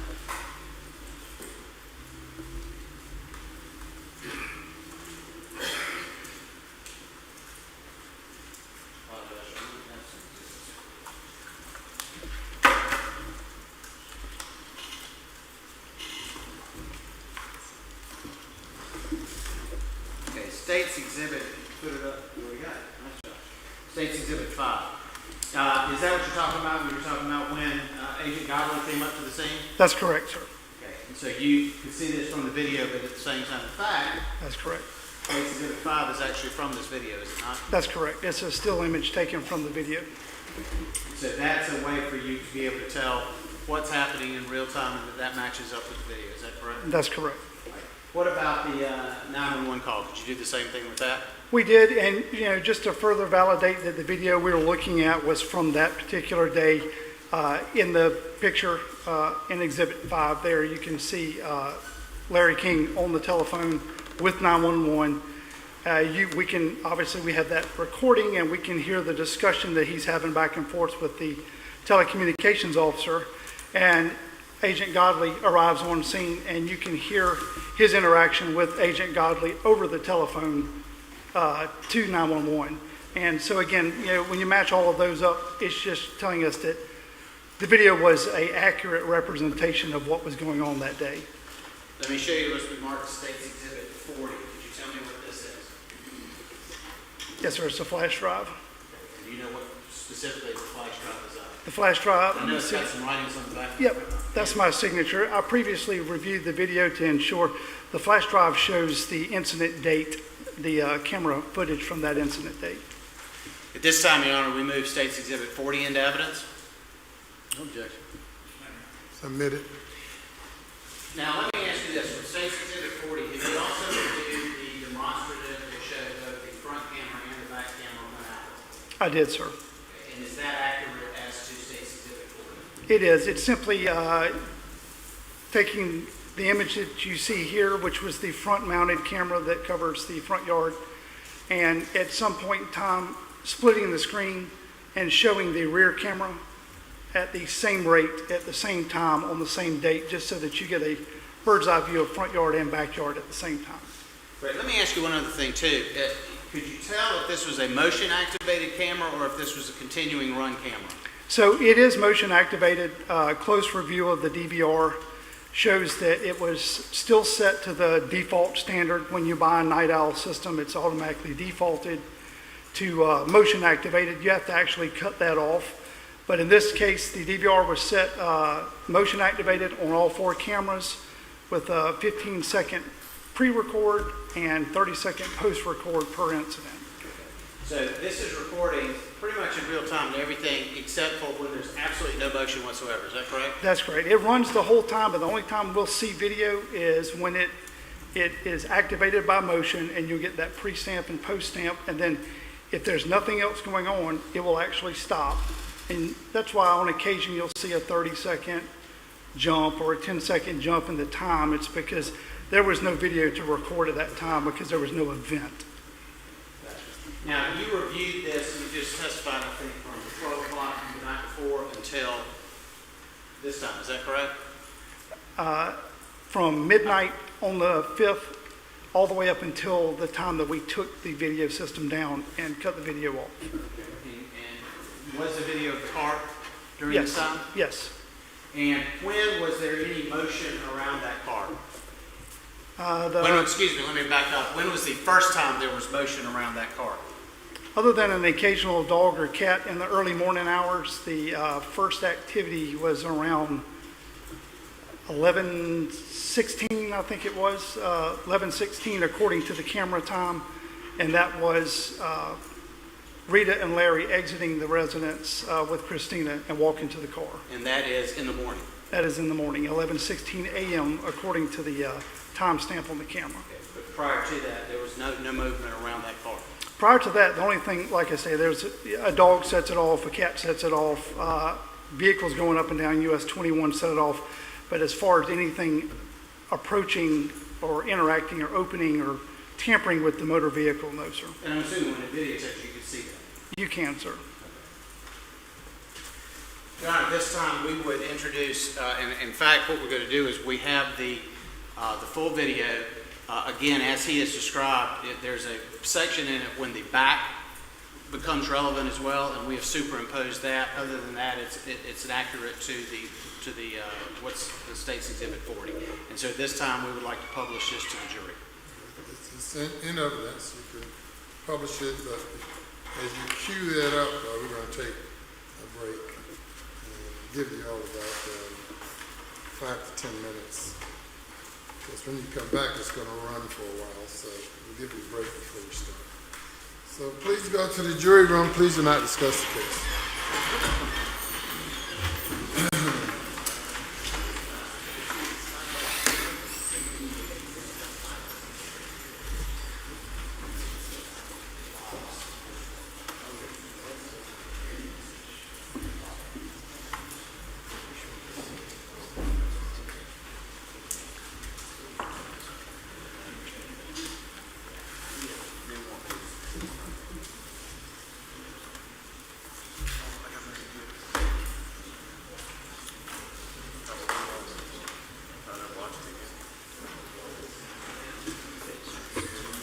Jan, I've watched this tape. If you indulge me, I'm gonna pull a chair around here. It runs.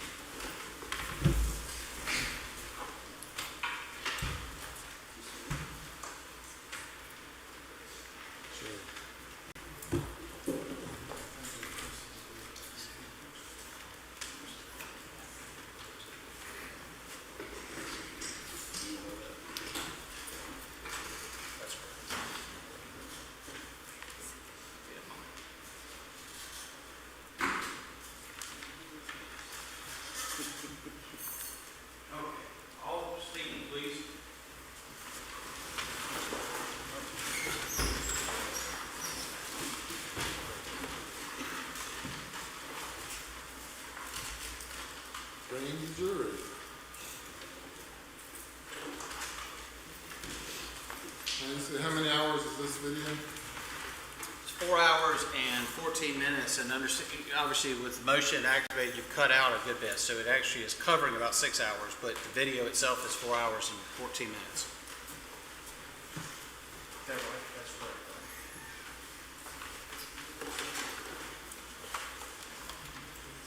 You want me to tell them that?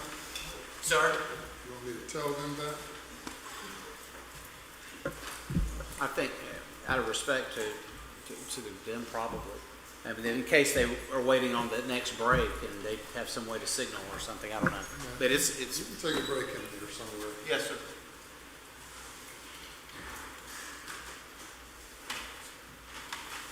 I'll just give an update on the schedule and everything. Yes, sir. I think we'll do this, then maybe start at 8 Yes, sir. tomorrow morning, run to 12, then check out Yes, sir. to Friday. I think we should get most of everybody done. Do you, just for scheduling purposes, Your Honor, I'll make it work however you tell me to. But from a scheduling standpoint, would you run the whole video tonight, which would probably put us, I guess, at 7:30, 7:45, or would you want to break it and do some tomorrow? I think either way, we could get our witnesses done by noon tomorrow. Yeah, I think we'll see, we'll try to Yes, sir. deal with it. Yes, sir. Coordinating, obviously, if we're presenting a defense case, if they're done by noon tomorrow, I just want to make sure, go ahead and ready to have everybody for tomorrow, have that start. Yes. Defense case or Friday. Be a standby. Understood. Not everyone, but someone.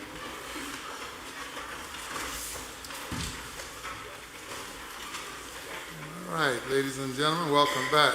So we're going to play, the next will be a video that's about to be played, and which means we're going to stay a little late tonight and try to complete this video. And we're going to start early tomorrow morning, 8 a.m., because at noon tomorrow, the county is shutting down because of the hurricane or storm or whatever it may be coming. And the courthouse is scheduled to be closed tomorrow afternoon and all day Thursday. And I'm sure if it's storming real bad, you all would love to be not here anyway during the storm. So we're going to do all we can between tonight, tomorrow morning, by noon, probably early again on Friday. We'll talk about that tomorrow. But that's where we're going to go for a while. If anyone needs to make a phone call, we'll take a break at some point for you to be able to do that.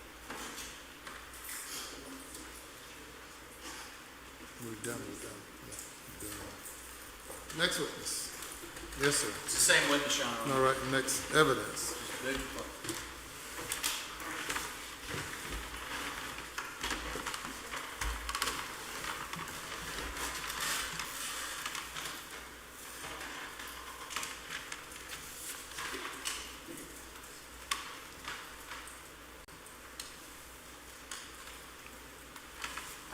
Your Honor, just briefly, as we're running here, if I could ask the witness, can you tell us where the time and everything is on this?